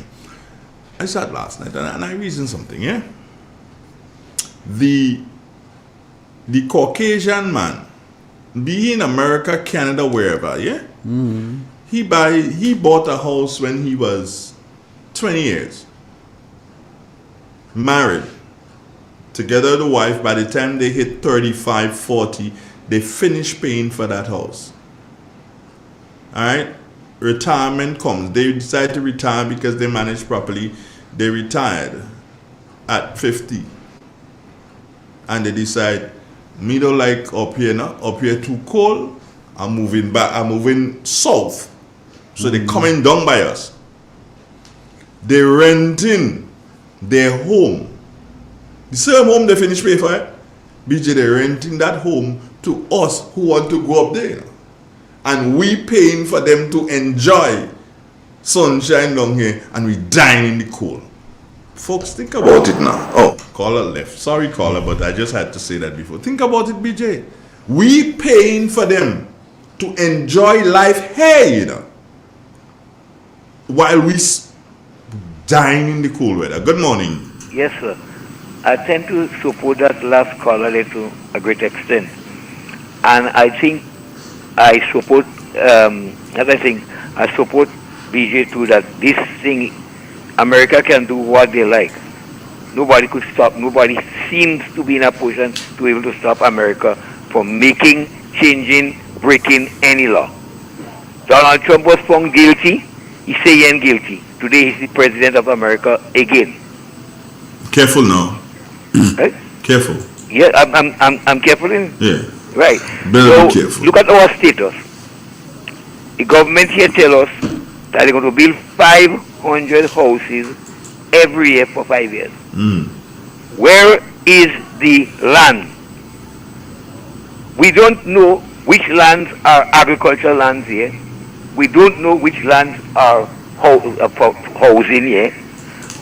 Government starting a housing scheme in, well, not starting, but continuing a housing scheme in Dunfermline. And they have over 30 acres of land already, and they're looking for more, they say, to put more house. So which are the lands that we are going to be using for agriculture? Who can, BJ, with a great farmer, tell me the demarcation of what lands, how much lands, what acres of land are there for housing and what acres of land are there for development? If we have to supply to the America and other places, where do we have the lands for that? is a question that we have to ask ourselves. Serious question to ask ourselves. Where is the land for that? Housing as compared to agriculture. Which land? If we're going to put on 500 houses per year and we do that in 5 years, where we put in these houses? Which are the lands that we're going to be using for agriculture? I would like Mr. BJ to help me with that. All right. Somebody say you're not a madman. That's what the person says. You're not a mad. BJ. At least one person know that. Yeah. And guess what? That person mad to say that you're not a madman. You know why? Because they say they hear it in the news. Like if everything that you hear in the news is correct. So if I leave here and I go outside and I write that thing and say Andre and BJ was nice this morning, had a wonderful program, and there were no arguments, that is true. Right now, you see this. Right now, you see these technicalities. Yeah, what? We bring no fool for that this morning. Please. I have to get some coffee in order to do that. Andre, we need to zero in this morning on agriculture. And that's where we are. Yeah, and tariff, because that's where we started. And we are saying that, hang on, our leaders, and I'm not talking about Grenada, in CARICOM, need to be a little more thrifty when they're dealing with superpowers. All right? Sometimes, just like how we act as one body to do certain things in the Caribbean or in the CARICOM nations, what we can do, Andre, is to speak with one voice. We not speaking with one voice. And that is our problem. That is black man problem from a long time. We're not united over, issues that, basically deals with our survival.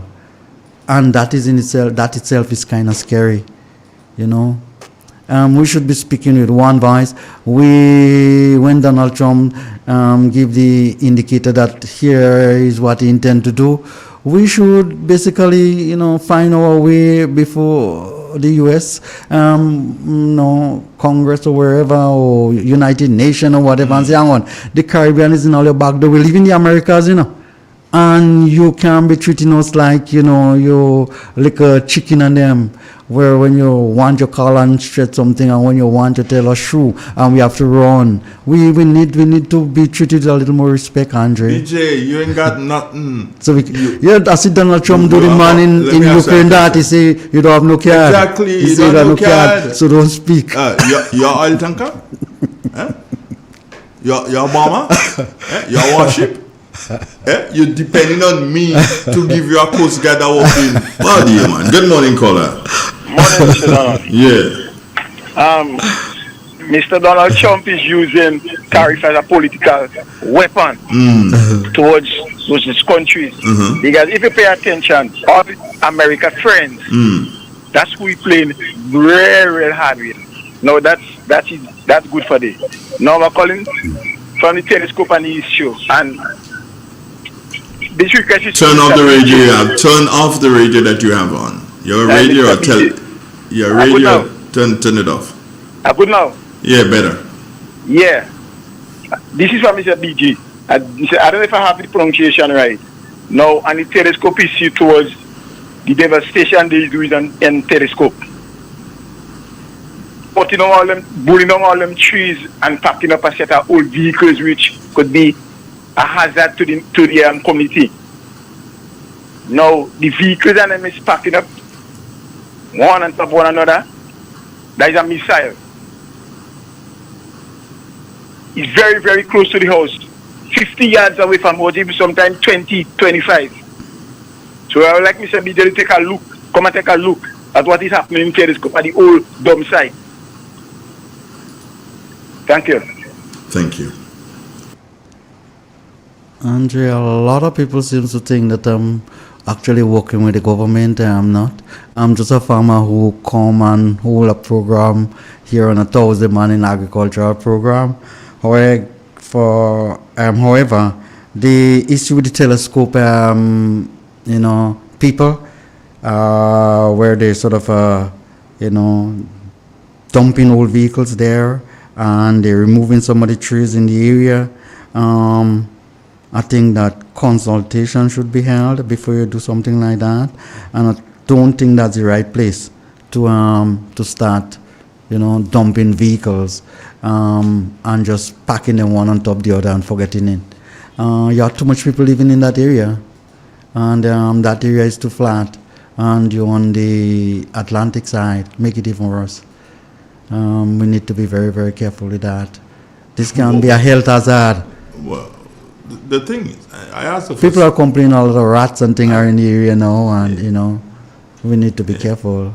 I need to find out what is the situation with why are they clearing the area now? Well, to put more vehicles, I assume. To put more vehicles? Yeah. Okay. Didn't they have a situation where the vehicles were being crushed and the I thought that would have been what we're doing. I thought we was going to compact those things and send it for send it in the smelting plant. Because I'm trying to figure out, what's going on. I thought that was our intention, to crush the vehicle and send the vehicle back to the places where they come from. The question is the thing that they crush the vehicles with and make it into a nice, neat little box. Is that working?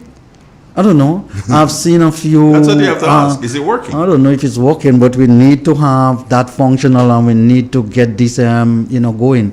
They are cleaning up the sides of the road and some places where the vehicle, shouldn't be there, some of the old vehicles, and that's a very good thing. I must applaud the government for doing those kind of things. However, where we are storing those vehicles, I don't think is the right place, and I don't think we are doing the right thing with regard to that. There are too many people living in Telescope, and I don't see us basically reactivating that dump again. We shouldn't. Telescope is too much of a populated area. If you have an outbreak there, some serious disease, we can have serious problem with our hands. We need to be careful. And when you're doing those things in Andre, I realize that, and that seems to be a national cry, we need to consult with people when we're doing those things. Like, not because we own a piece of land and sometimes you have a school close by. We don't have to go and, put a blocks plan there. And the machine is making a whole heap of noise, and the school children can learn too well because they are being distracted by the noise and all of those things. We need to be careful with those things and how we handle our affairs, because we can be disturbing other people and causing problems for other people. Yes, we might achieve our objective, but we should have a bigger picture, a national objective. It goes back to something I've said before, BJ. And it has to do with what you just said, planning. If we plan properly, then these things will not happen. What the people in Telescope are afraid of is that the dump site may be reactivated. And they're not being told. Check what you're hearing in the news. One, the story is focused on declaring. They're clearing this, they're clearing, and they put in cards. No one is asking the question, BJ. Will, how you call them? Solid waste? Mm-hmm. Will solid waste be reactivating this dump site? I listened to a story. I think it was done by Rena Pear, and Rena is from that area. She works at GBN. And Rena Pear, the lady that she had in the story, the lady said that the site is a temporary site for storing vehicles. I don't believe her. If ever it's a temporary site, it's like this, BJ. You've used it before. Temporary, permanent. That's what it is. A temporary permanent site. That's what it is. I don't believe that, not Rena, I don't believe the lady who spoke in her clipping. The lady said that it's a temporary site. No, BJ. And it is, she said that it's been used because of the vehicles that they're taking from the derelict vehicles that they're getting from the north and the St. Andrews area. And instead of bringing them into St. George's, they're putting them there temporarily. Well, why are you leaving them there? Do you intend to bring one of those crush thingies there? That you can crush vehicles on that side there? Come on. Who do you think is full? It's a health hazard, Andre. It is a health hazard. And the potential of, outbreak of disease in those areas. I know that your political leader, because she did speak to it here on Real FM Radio, I know your political leader is looking at the situation, is speaking to the situation, speaking to the people who are the movers and shakers, if you call it that. She's speaking to these people to find out, hey, what's going on, so that she can make a statement to her constituents, because it is in her constituency. And all I wanted to do is speed it up, because I get the feeling, BJ, you see, things just happen. I get the feeling that the government is looking ever since. Oh boy, should I make this statement, BJ? Tell me yes or no. Yeah, man. Yeah? Mm-hmm. Okay. Ever since the political leadership of the country changed, meaning of the NNP, ever since that changed to Emlyn Pierre, the government and the party who put them in office have started to focus their attention on Emlyn Pierre. One of the first things they did, and they're doing right now, BJ, is that road where the Telescope Primary School is. Mm-hmm. That road is being done right now. It's being concreted right now. Mm-hmm. And I guess they'll do other pieces, because Telescope is a very strong polling division for Emlyn Pierre. They're going after Emlyn. Mm-hmm. They've reactivated, they're on with this dump site thing. And they're going to make a statement just to, and let the Andrews guy, what's his name? His first name, not Lennox. Lennox wasn't it? David? Mm-hmm. David Andrew. They're going to let him make a statement just now in relation to that, so that the people of Telescope will believe that he solved the problem. Hell no! That is what their game is, And we have to do so and call them out, because they're doing things inside of that constituency, that things that they expect to derail Emma, but that enough. And they can use people's health. But that's what they're doing. For political gains. What? You should not. You should not. You're not supposed to. You can't do those things. You can't. Andre, people shouldn't be speculating when things like that is happening in a country like Grenada, 120 square miles, the 100,000 people. You shouldn't be speculating what's the purpose, what's the reason, how long they're going to keep this there. For something like that. 100 years, isn't it? Exactly.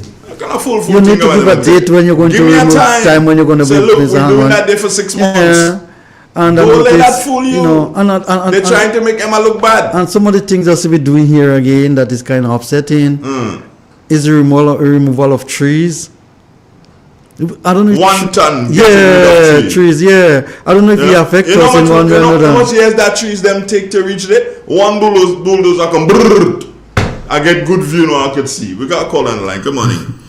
Mr. Donald. Yeah. You see the caller what no call and I call back again. Miss P was on his site yesterday. That's good.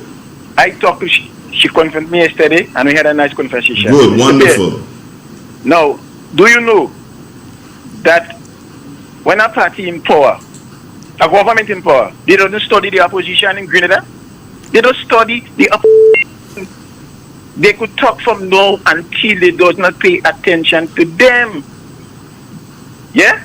Now, when they drop the first vehicle, I was there because I in the heart of the battle. Now, I met Mr. David. That's the caretaker. That's the word I was used. And I confront him. He's not a caretaker. Don't use that word here. David is not a caretaker. Well, what party playing? He is a senator. There ain't no caretakers. Caretakers come when there's elections announced. And you know that there's a caretaker candidate. Ain't no caretaker. Alright then. Don't get tired of that thing. Let me tell you something. That is a ruse by the party and government in office. To get people thinking. There ain't no caretaker. Okay then. Let me leave it. The senator. The senator. Yeah, the senator. I confront him and I say, first thing when I confront him, he tell me busy now. I say, well, how you could be busy? I say, you representing me here. How you could be busy? Something is developing in the back of me, so I need you right now. I say, I need you. I don't only need you when it's election time, I need you now. Then he stand up. And I plain the with him. He tell me that he knows nothing what's happening here.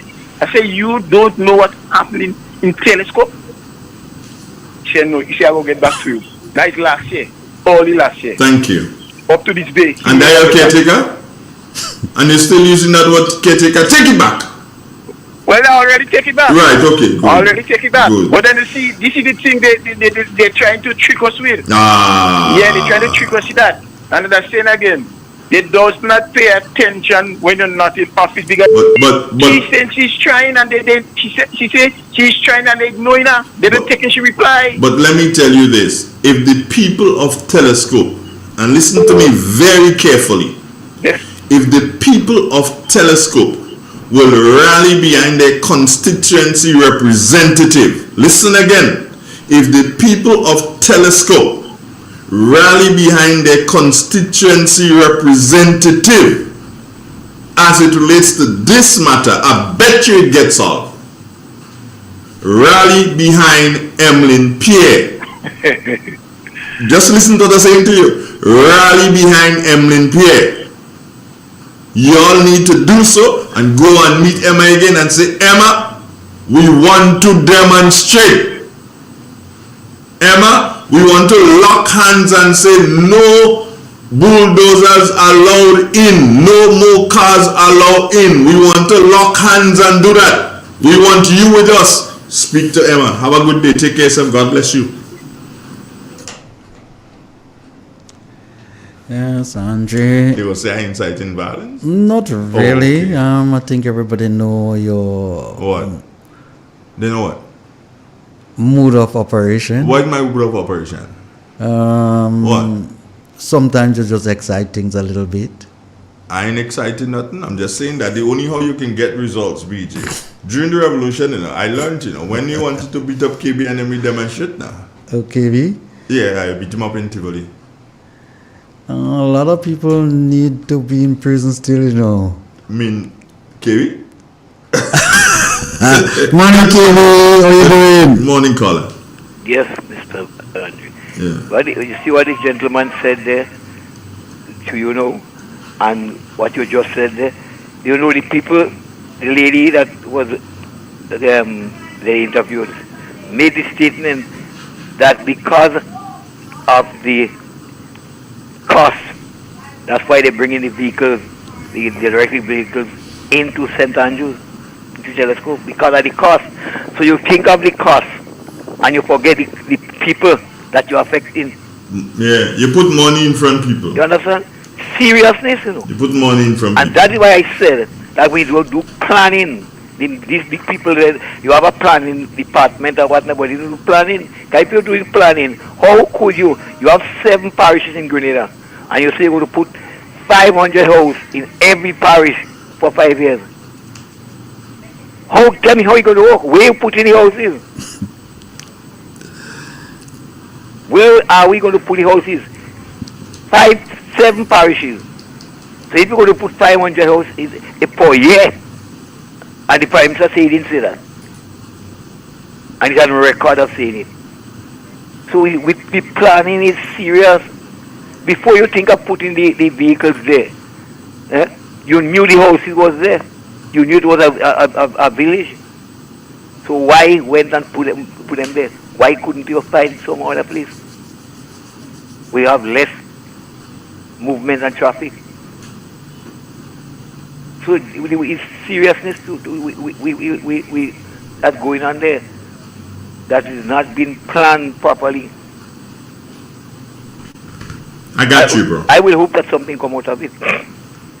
Don't worry, it will be solved. I'm sure it will be resolved. It will be resolved. Yes, Andre. And positively for the people of Telescope. Well, I think I must, how I should put it, I must big up and commend the people in Telescope. The voice is being heard. They came out. And sometimes we don't have to be violent to get what we want done. No. We could come out and say, hang on, we put you there, you're representing us, and we don't think you're doing the right thing here. Rethink what you're doing, and let's see if we can have a collective solution to the problem. And that's it. I don't see that's any major thing to be resolved. There are a lot of machines in Grenada. We have,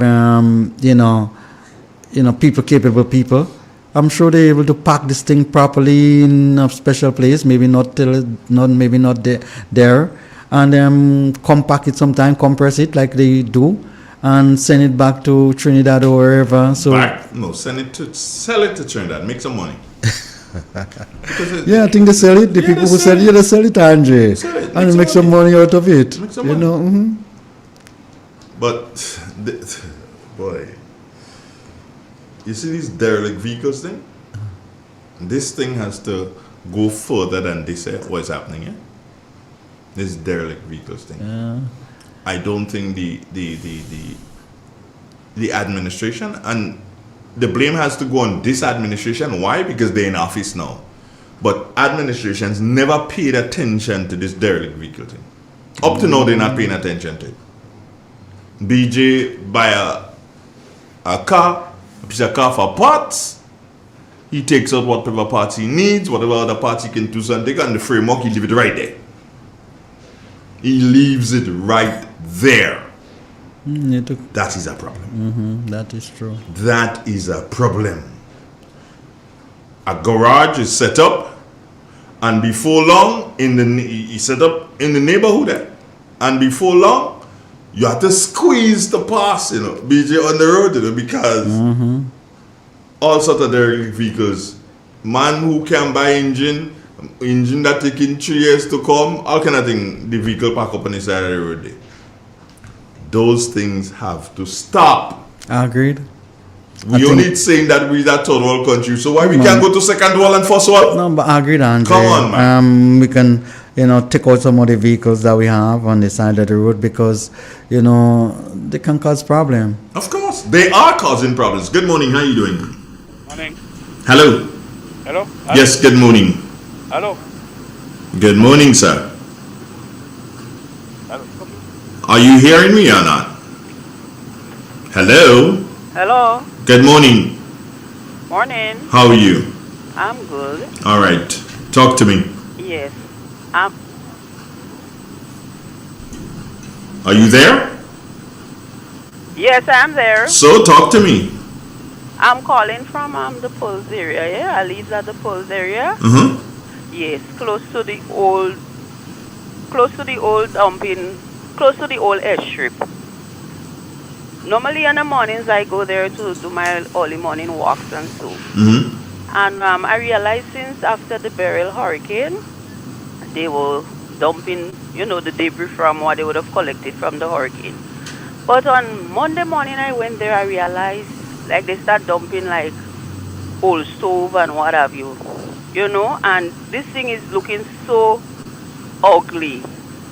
So much concrete, big trunk of trees, so much debris, so much things, and I'm wondering what's going on if there has become a legal dumping site, And I don't know, those in authority, if they are aware of that, because I realize they start clearing the area where they do the jogging, racing up there, And all this stuff from up there, they dump it down there as well. So I don't know what's going on. I would like to know what's going on. Those in authority make this place a dumping site, a legal dumping site for all these sort of things. I don't know. It's too ugly. It is. It will be too ugly. I haven't seen it yet, but I'll make sure I have a look at it. Thank you. You're welcome. Good. Bye-bye. I mean, what's interesting, based on what that lady is saying, that's in Pearls. That is where we just turned the sod not too very long ago to put our latest secondary school. Mm-hmm. State of the art. Yes. Secondary school. I think we have the sports coming up. Yeah, and we're gonna put a temporary temporary dump site close to this thing. Come on, man, we had to stop this thing. We got another caller here. Good morning. How you doing? Hello. Good day, gentlemen. Yes, sir. How you doing? Good.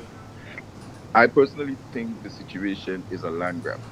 Is a what? I think a land grab. Okay, explain. They try to devalue the property with all the derelict vehicles, the sargassum and all that, make it uncomfortable for the individuals to move out. The reason why I'm saying that is that those areas is very unique in Grenada that people that's supposed to be low income stay on some waterfront or beachfront property. Very scenic views. I think the play behind it, if you notice, for the last couple of months, a lot of the ministers have been buying a property. A lot of the investments, there are some roads that say to be farm roads. That's actually private property. There ain't nobody farming in these places, in the mountainside and all that. So I think the scenic views for waterfront and beachfront properties are putting up on display for the investors. Grenada is a small place, so with all the CDI investors coming in, what businesses are they really going to put in the niche market? They're trying to take over the people that's already here. So they're putting them out of service and trying to rebrand or reinvent the wheel more or less. That's what I think it is.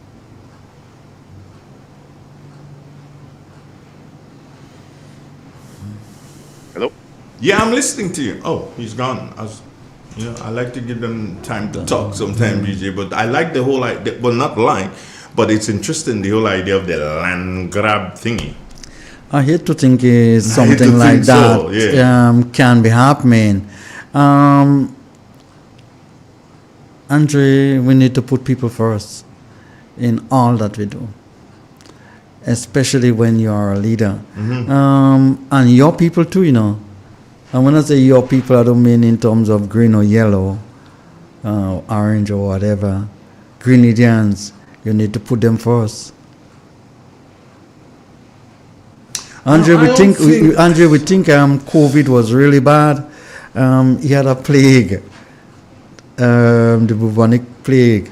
A lot of more people died than what we had in COVID, you know. And Andre, that was caused by rat, you know. We need to be careful, you know, with some of the diseases that those animals carry. Some of them are zoonotic, you know. They're able to, affect human beings. So we need to be careful. And we shouldn't use politics to in the decision-making process when it comes to, the dumping and storing of old vehicles. Andre, once I used to live in the US, you know, and we had a car, perfectly working car. And where we used to live, they clean the street like at a certain time, so you have to move the car on the other side of the road. They might clean here on that side, the left side, between 8 and 10 o'clock.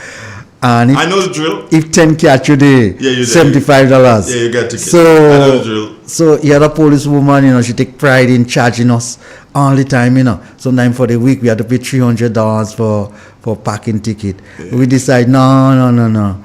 This car don't worth it, you know. So we take the car to the junkyard because you can't leave it on the side of the road. And the man in the junkyard come and he look at the car. It's a Chevy Malibu.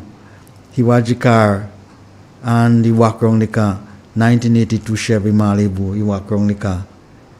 He said, where do you live? We say, we live, you know, not too far from Picking Avenue on Woodland Road, around the corner there. The man said, the bus fare to go back home is, you know, is about $3, you know. So he said, we could take the battery off for the vehicle, couldn't really crush them with the battery. We'll give all the $10 for the car, you know. We'll sell the battery for $20, we'll keep 10 and we'll give all the 10. And right there and then the man take out the battery, they crush the car, compress it, pitch it one side and give us $10 to go back home with a perfectly working car, you know. Yeah. We don't waste time with squeezing a vehicle and compacting it and get it ready to go in the smelting machine. Here we have to get it back to Trinidad, but I don't see we having a problem. We having a machine to seriously compact those things and we have the machine here. and Maybe put it's them not in working. bale and stuff like that, and get them ready to because the definitely Grenada need a cleanup with some of these old vehicles.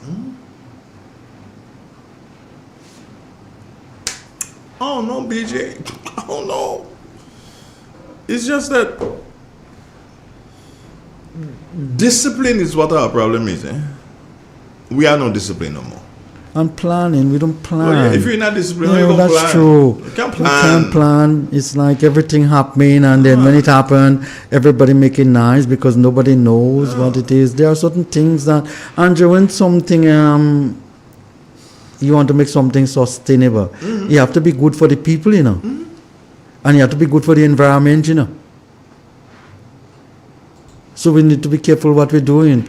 And we're talking about transformation and sustainability and stuff like that. But our action, saying something completely different. Listen, let me put it this way. I believe that because trees were allowed to grow in that area, the same area, and that's agricultural too anyway. Because trees were allowed to grow in that area for a period, don't know how many years. But the fact that trees started to grow there, what could and should have been done is that the government should have moved in and say, okay, fine, we're making this area a national park. All right? No dumping, no whatever. And just like how they put in the workers on the road to clean the road, when time comes, they clean up inside of there, put some benches and whatever so that people can sit and chill and whatever and make it a national park. Because, BJ, it was a situation that you had only garbage there. Now you have trees.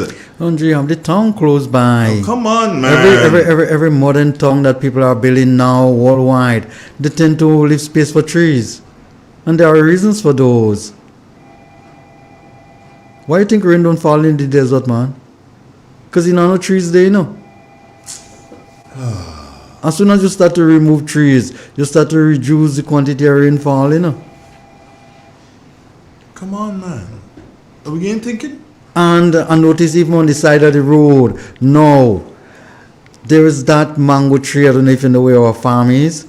Just before we made a big corner to go on our farm when you come from the riverside, there are two mango trees on the left hand side. They cut them down. Andre, for the past 35 years, I'm wondering. picking up mango every year, But it's not just picking up mango. And sometimes I have to compete with other people, and everybody fighting with me for it. DJ, the land, how the Yes, land it's is sloping. situated is sloping. So I'm saying, okay, fine. You watch the mango tree and you cut it down. Andre, you couldn't get one of the same. You couldn't get one of the same bucket truck that we're talking about picking up from Grand Lake and trim the mango tree.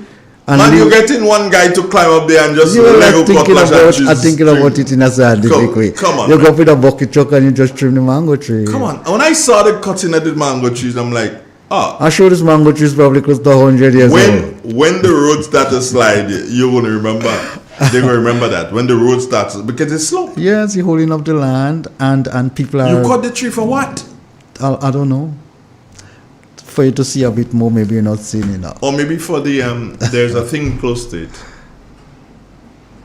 As the light? The light. Maybe No, to protect I the light. doubt Good it morning. very much. Good morning. Good morning, Andre, Donald, and BJ. Morning. BJ, I guess you know who is that. Andre, Donald, I know who you know who is that. Yes, Nadine. BJ, how come you and Andre Donald saying hi to me and my family and then what kind of thing is that? I listening to all you now, puncture all you. Hey, you behave yourself now, you bad so? I'm more than bad. You're a bad Yeah, then?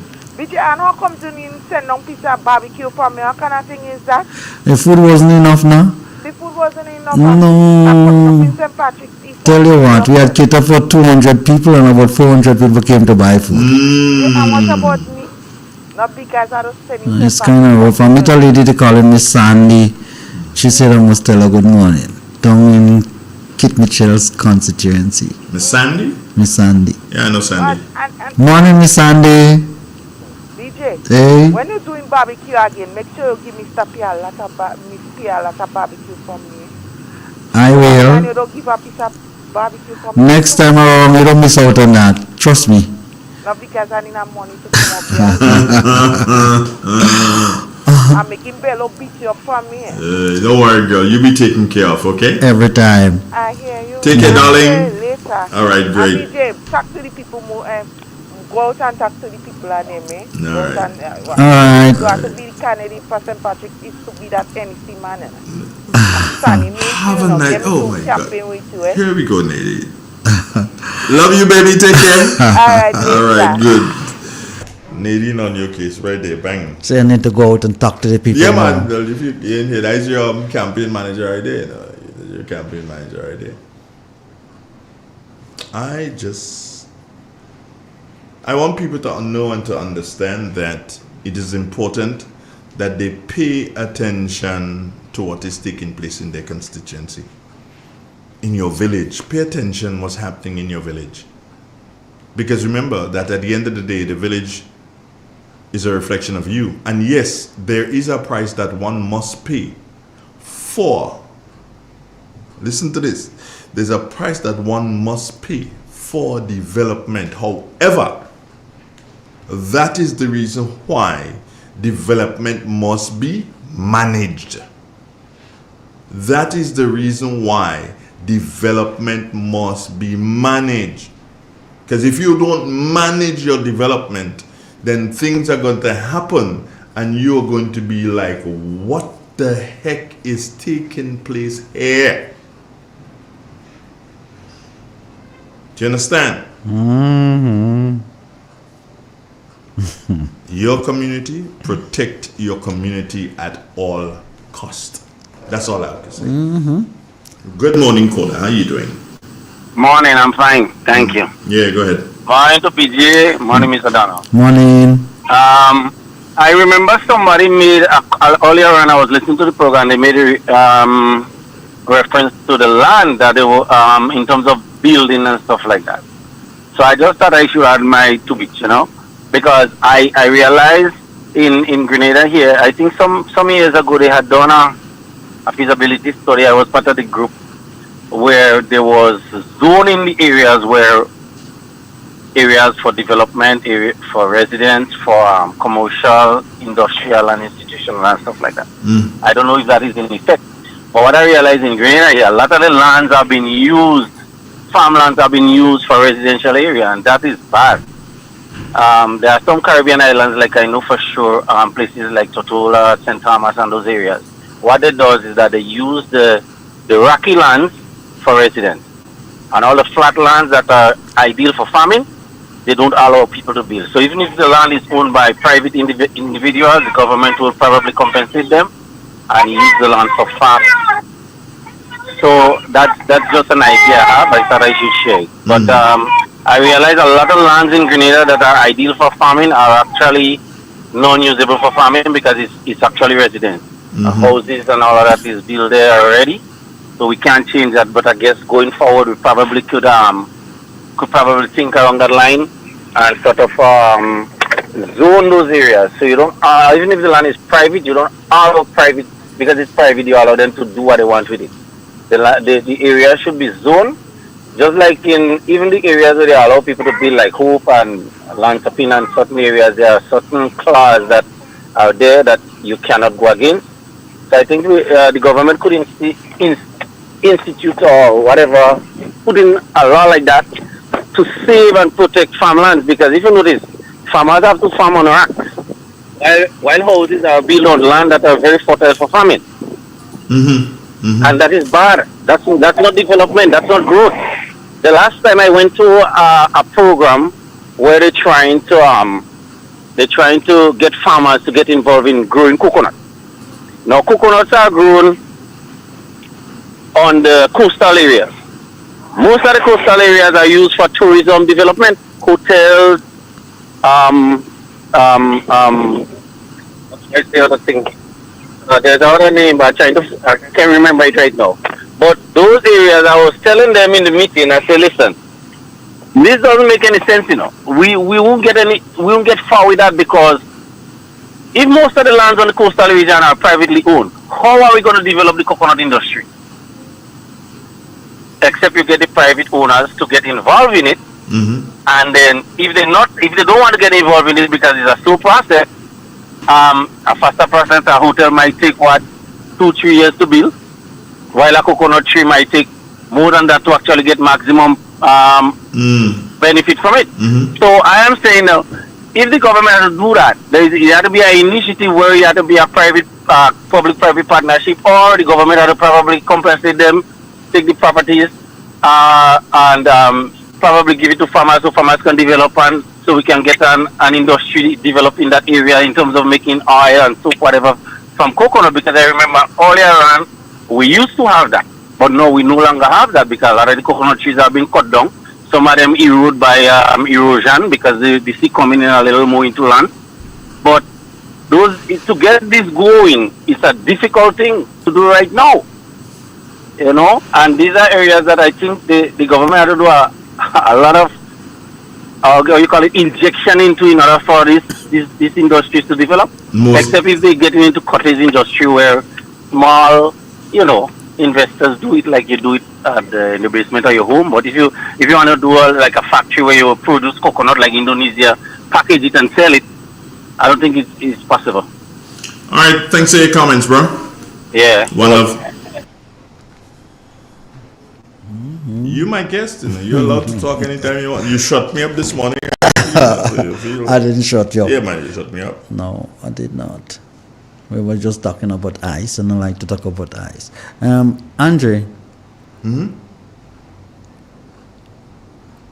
order to have serious development, in order to have sustainable development, whatever you're doing, you need to take certain aspect into consideration, and you must take it all the time. Whatever you're doing, first have to make economic sense, or else you shouldn't be doing it. It wouldn't be able to sustain itself if you don't make economic sense. The people have to buy into the things, so you have to be good for the people.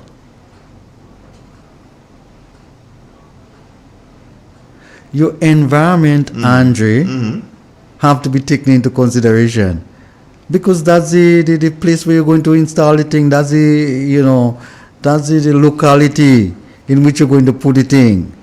So you have to understand whether or not what you're doing, if it's good for the environment or if it's bad for it. All right, Andre? You must take those factors into consideration, or else you better don't do it. So when you start, putting houses there, or when you start dumping vehicles over there, and when you start, cutting trees over there, you have to understand that, hang on, something? I got to do an environmental study before I do those. And that have to be part of the planning process. And if you don't do that, then you're asking for trouble. A little later, you're going to rebound, you're going to have effect. He who set out to destroy nature will eventually be destroyed by nature itself, Look at how much trees we are cutting, and look at, all the windbreaks that we are removing, and we don't understand the importance of it. And one little hurricane pass, and then all the house stuff gone. And we wondering what it is happening. Andre, we need to be careful as to how we structure in our country. The caller just make a very important point. Areas where houses not supposed to be built, that's where we are building them. Yeah. And studies have shown that in all cases, or most cases, is the vulnerable, the poor of your society that does receive the brunt of the blow, because they don't have the resources to mitigate against those things. So we as a government have to ensure that we protect those people at all given time. We have that responsibility. It is just sad that every time you hear it, it's the poor and the vulnerable. Yes. Andrew, think about where the poor and the vulnerable are living. They are living in areas that are more prone to natural disaster than the rich people. And even though they put a house in those areas, they're able to spend the money to mitigate with drains and walls and different mechanism to ensure that their property are protected. Yeah. The poor man can't do those. So we have to ensure that we guide him properly and we assist him wherever it's possible, and we have to ensure that we don't make life worse for him as a government. But in a lot of cases, that's where we're going and build our dump in poor area. That's the area. I got a bit of information for you, BJ. Tell me. You keeping things on me. You didn't tell me that Connell said he prepared to give up his visa too. How come you didn't tell me that? I didn't hear that bit. I don't say things that I don't really, sure about that. Well, I sure about that one. You sure about that Yes. one? I sure about But that that's good news. Prepared? Yeah. Well, some people are prepared to do things until it don't happen to them, You see, here's what. Again, I just say, and that is the MO of the National Democratic Congress. The National Democratic Congress is also always speak out of turn and before they turn. You are the Minister of Finance. You're not the Prime Minister. The Prime Minister takes the lead on something like this. Mr. Connell, I could beat up on you because I from St. Patrick's, you from St. Patrick's, so I could beat up on you. That is a dumb thing to say. Dumb thing to say. Your Prime Minister has not spoken on it. You have to let the Prime Minister speak on it, and then you could do something, jump up in the back and say, yeah, me too. One we could think is not the Prime Minister tell him to say that. Most of them are unable to speak if the Prime Minister don't tell them to speak. If I call her, good morning. Hello. Good morning. Good morning. I'm here listening to your farmer that criticized me concerning the coconut training, and I ain't pleased about it. Say that again? The farmer that called you shortly, that criticized me concerning the coconut training, that's the farmer that disrupted my training, and I ain't pleased with what he has said. Hold on. No. I say hold on, you can't tell me no. You can't call my program and I tell you hold on and you tell me no. What I'm to you? Hold on. Let's establish where we are. Who is me? Troy, Minister of Agriculture. Right, so Troy, take your time and speak and say exactly what happened. You can't come on my program and tell me hold on. You're rude. Talk to me now. I had a training at the farm school in Maribor. Yes. We invited that farmer. He came. You invited that farmer alone, or you invited all farmers? Did you invite all farmers? We invited farmers to be there. Good. Right, to the extension division. The farmer that's just called the program and criticizing my activities. I ain't pleased about it. Well, that's okay. So here's what. Right? Hold on, Troy. I am willing to give you a platform to speak about it. Next Thursday morning, be here for 7:30. I cannot be here by 7:30. What time can you be here? No, I don't want to be on the stage. No, well, come on, Troy. We ain't doing it that way. I am giving you, Troy. I am giving you an opportunity for us to sit. But I'm calling as someone who is addressing an issue that the caller made. Troy, are you going to take the time and listen for a minute? I can't come on the station without authorization. So then you can call without authorization, Troy. If you can't come on the station, then you cannot call without authorization. No, Troy. That's not how it's done, Troy. I won't come on the station. Well, okay. Well, then don't call, Troy. I don't want you, Troy. I don't want you to lose your job. So if you cannot come on the station, then don't call, Troy. you're going to lose your job. You don't want that to happen, and I don't want that to happen to you, Troy. So that's what I'm giving you next Thursday, so you can seek the permission and you can come and we can sit down and have a civil program. Right now you're a bit agitated, and I don't want you to do it like that, Troy. But okay, so what you're saying is right. No, I'm not saying that. I'm not here to say that because I don't. Like just on how the Bridgeman will call and give you comment, and other person call. Troy, you just said you cannot come on the radio without permission. You right into the Ministry of Culture. Me? No. So okay, how are you on right now? How are you on right now, Troy? Troy, listen to me. How are you on right now? Wrong.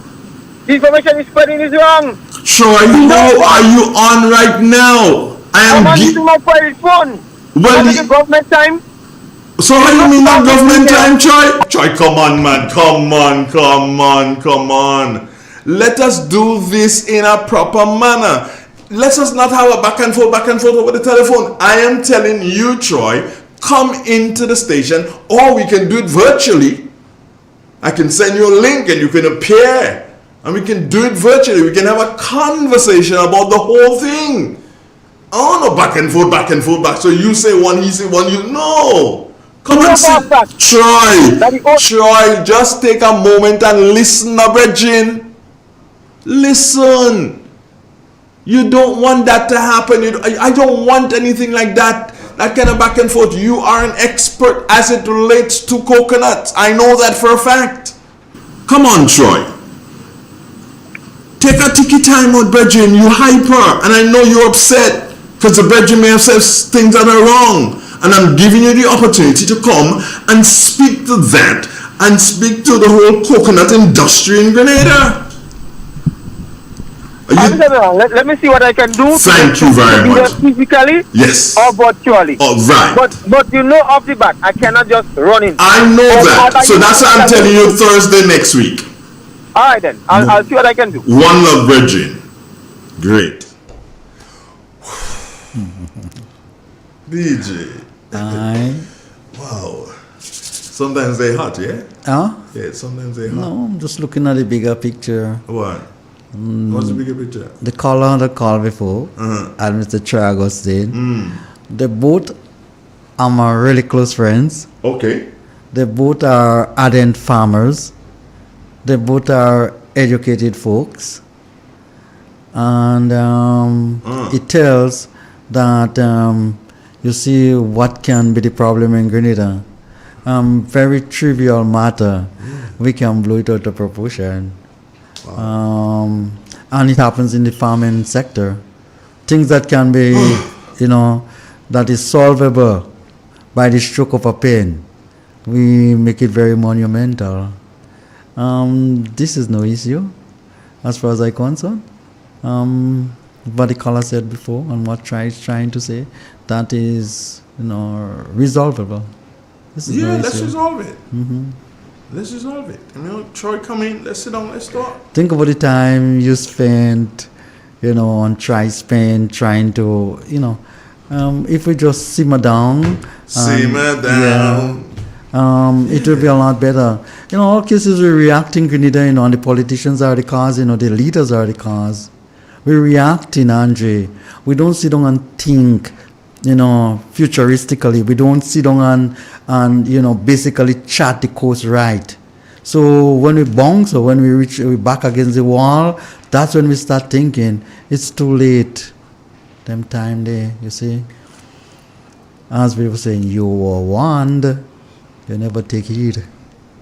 Donald Trump warned us, we don't take heed. I need some water. Good old Glen Egg right here. It happens, Andre. It's life. BJ, no. Wow. Troy's not that kind of a heated person. No, Troy's a little upset this morning, I guess, because that's why I had to cool him down. And thanks, Troy. Troy, thank you very much for understanding and for realizing. I was just trying to cool you down and just give you a platform. You can come here next Thursday or any Thursday you can make it. Just let me know. You come and we can sit and we can talk about the whole thing, the program that you did, the program that you're doing, the program that you intend to do, how the government looking at the coconut industry. We can talk all about that. Andre, most times people do things or say the wrong things is because they speak at the wrong time. They just say too quick, or they're arrogant, or they vex about something. So sometimes you don't speak when you're at that stage. When in that state of mind, you don't say anything because you're going to affect somebody else. You know, one way or another, you're going to say things that people don't particularly like, and then the other person say the same thing, and you end up with this back and forth. Back and forth. Yeah, I didn't want that. Andre, look at the parliament that we have, which is supposed to be the place where people look towards for guidance, for rational performance, for things that can build your country, for camaraderie, for all of those. At the same time, yes, we do expect a little, bumping from time to time because it's human being. But look at the other day, we have an issue with regard to the closing of the budget debate. And, I thought everybody threw a little bombshell behind each other and the usual, pattern and routine and program that they carry out. I thought it was, it was okay. We could have lived with that. But see how they mess it up in the end. And not just by our PM getting up and speak when he probably not or should not have done it. It's under the statement that was made. The opposition leader got kind of little thing and said, hang on, I'm not going to sit here and allow, you're breaking the rules of the house and walk out. And the ideal thing was for our PM to do is to say, hang on, I don't think that's, the right behavior. How hard was that to say? Nah. But you turn around and say that that's a mother hen and chicken. What you expect the nation to start doing? Good morning. Yeah, good morning, sir, once again. I want to congratulate you for the way you handled this last caller. What's that? I say I want to congratulate you for the way you handled your last caller. Okay, thank you. Or previous caller, the guy with the coconut. Yeah, let him come in and talk about it, man. Yeah, I'll tell you something. And I say sometimes, is it the education that is doing that? Is it the knowledge? Where are we going with this attitude, with all the information, the level of education that we have in this country? Where are we going? I ask, could we teach wisdom? Is there a way to teach wisdom? When you listen to BG, and listen to yourself, and you listen to Mr. Pierre and Dr. Joshua, why can't we take a page of these people? We have to understand who we are, human beings, roles and responsibility, and be accountable. Professional people are not supposed to behave in those ways. Yeah? There are times, you have to understand that there are times, things happen. You have to, my grandmother used to say this way, not every day the Spirit of God does dwell in man. So you have to, But you see, we have to understand that where I am. And I'm speaking in reference to the gentleman who just called. I'm not speaking in any other thing. Politicians, them that do the thing for themselves. I mean, speaking politicians. Just that, my brethren got a little bit hyper there, and I really and truly, I'm happy that he agreed to at least try to come on. I'm happy. Andrew, I work with the private sector, and I was a gem in the private sector. Yeah, I work with the government, no different. I was given one of the hardest ministry then to manage. Ministry of Works, Store section. Problem. How did I handle it? I didn't handle it with fine people, getting angry at people. No, we have to develop a science in imparting things to people. You have to show them who they are, show them who you are. And let us do it, correct it. Leadership is one of the things here, not a manager. A leader is different to a manager. So we have to understand when we are in this position, identify who you are. Am I a leader or am I a manager? A manager is ruthless. Do this that way and full stop. A leader is going to direct you, mold you, and correct you, change you. So we have to, when we are at that level, in society, right? You have to know where you are and behave in a way that people will gravitate to you, because you are the person who have to build others. So we don't have to quarrel over this thing, and I just have a problem with this. Everything is just argue, and a quarrel. Simplicity, you know. So how do we change? Where do we look for the next grouping of leaders? How do we change? We are degrading, you know. I say we are losing mental capacity, and I'm very serious about that. People understand when I say we're losing mental capacity, what I mean. But we actually unlearning a lot of the things we learned past. We deteriorating badly. We must understand this. Have a good day, sir. You too, one love. Good. 10 minutes before the 9 o'clock hour, yeah, BJ? I was saying that when morality becomes a private issue, it means that anything goes.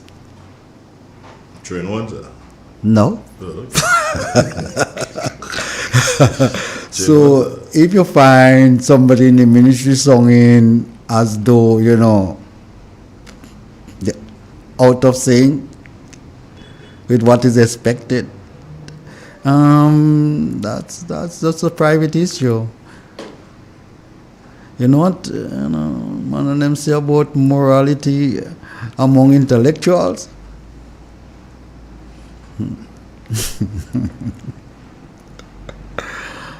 It don't exist. Morality is a private issue. It's a private issue. Wow. Be careful of morality a private issue. among the intellectuals. Okay, did you say something, Lizzie? Now BJ bring an example that signed with the parliament. Not only in Grenada, they don't listen to each other. Of course they don't. Ignorance is championed more than logical application. Capitalism benefits more for the dysfunction. Wow. Oh, okay. Some big philosophy there, like Socrates and them still around. Boy, I didn't know Socrates and them still around. Big boy, big. When you're talking morality and you're talking discipline and those things, those are the languages that show up, Andre. Yeah, we need to basically be more tolerant to each other. We need to be more loving, more caring to each other. You know, our tolerance level too low.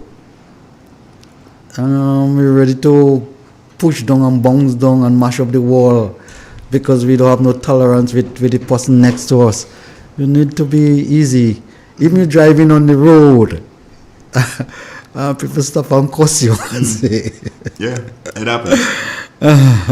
And people stop and do dumb things in the road Of too. course. Some people Of just course, do Andre. dumb things. Of course. You know, you'll see the bus man. He stop anywhere and pick up a passenger. Of course. If you get in front of him Yeah, now man, and you stop. you just stop to just hand somebody an envelope, he wants to kill you. Yeah, the song of Ihani. deafening you. Bundle of foolishness, man. Anyway, all right.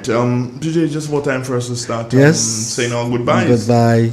It's what, 9:53? Yes. And maybe a time for a caller too. But I hope and pray that the government will give Troy the permission to come, so we can talk Yes, agriculture. It's agriculture because they are we're talking. bringing in some coconuts and some other planting materials. You getting coconut?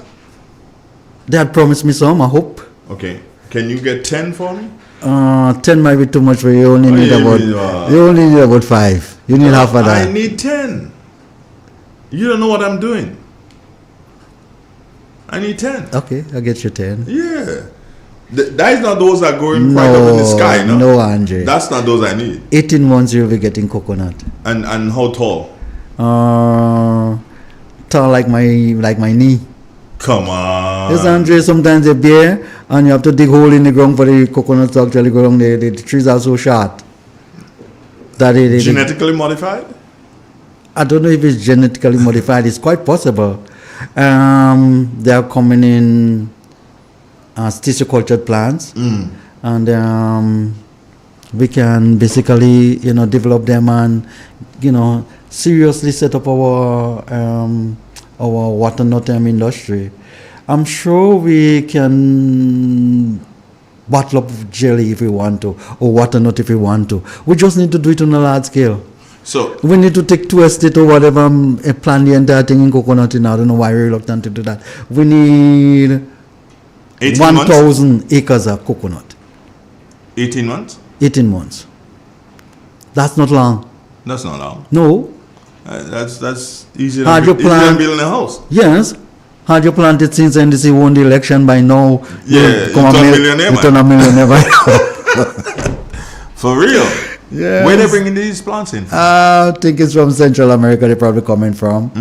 Yeah, Try will give us those information Troy next can week. give us that kind of information Actually, too. Try had invited me to the training. Somebody called and said, Try, say you need to be there, BJ, because you know. So and that's a nice thing to be doing. Let's help Troy expand the information. And that was a good thing to be doing. That before you give the coconut plants, you basically have some little seminar and whatever, and ensure that people do the right, cultural practices. Yeah. That was good from Try and the Ministry of Agriculture, and I must commend them that they are bringing some bananas and plantains and.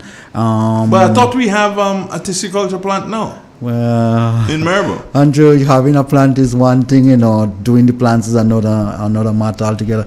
Anything this government tell you, you better take it with a pinch of salt.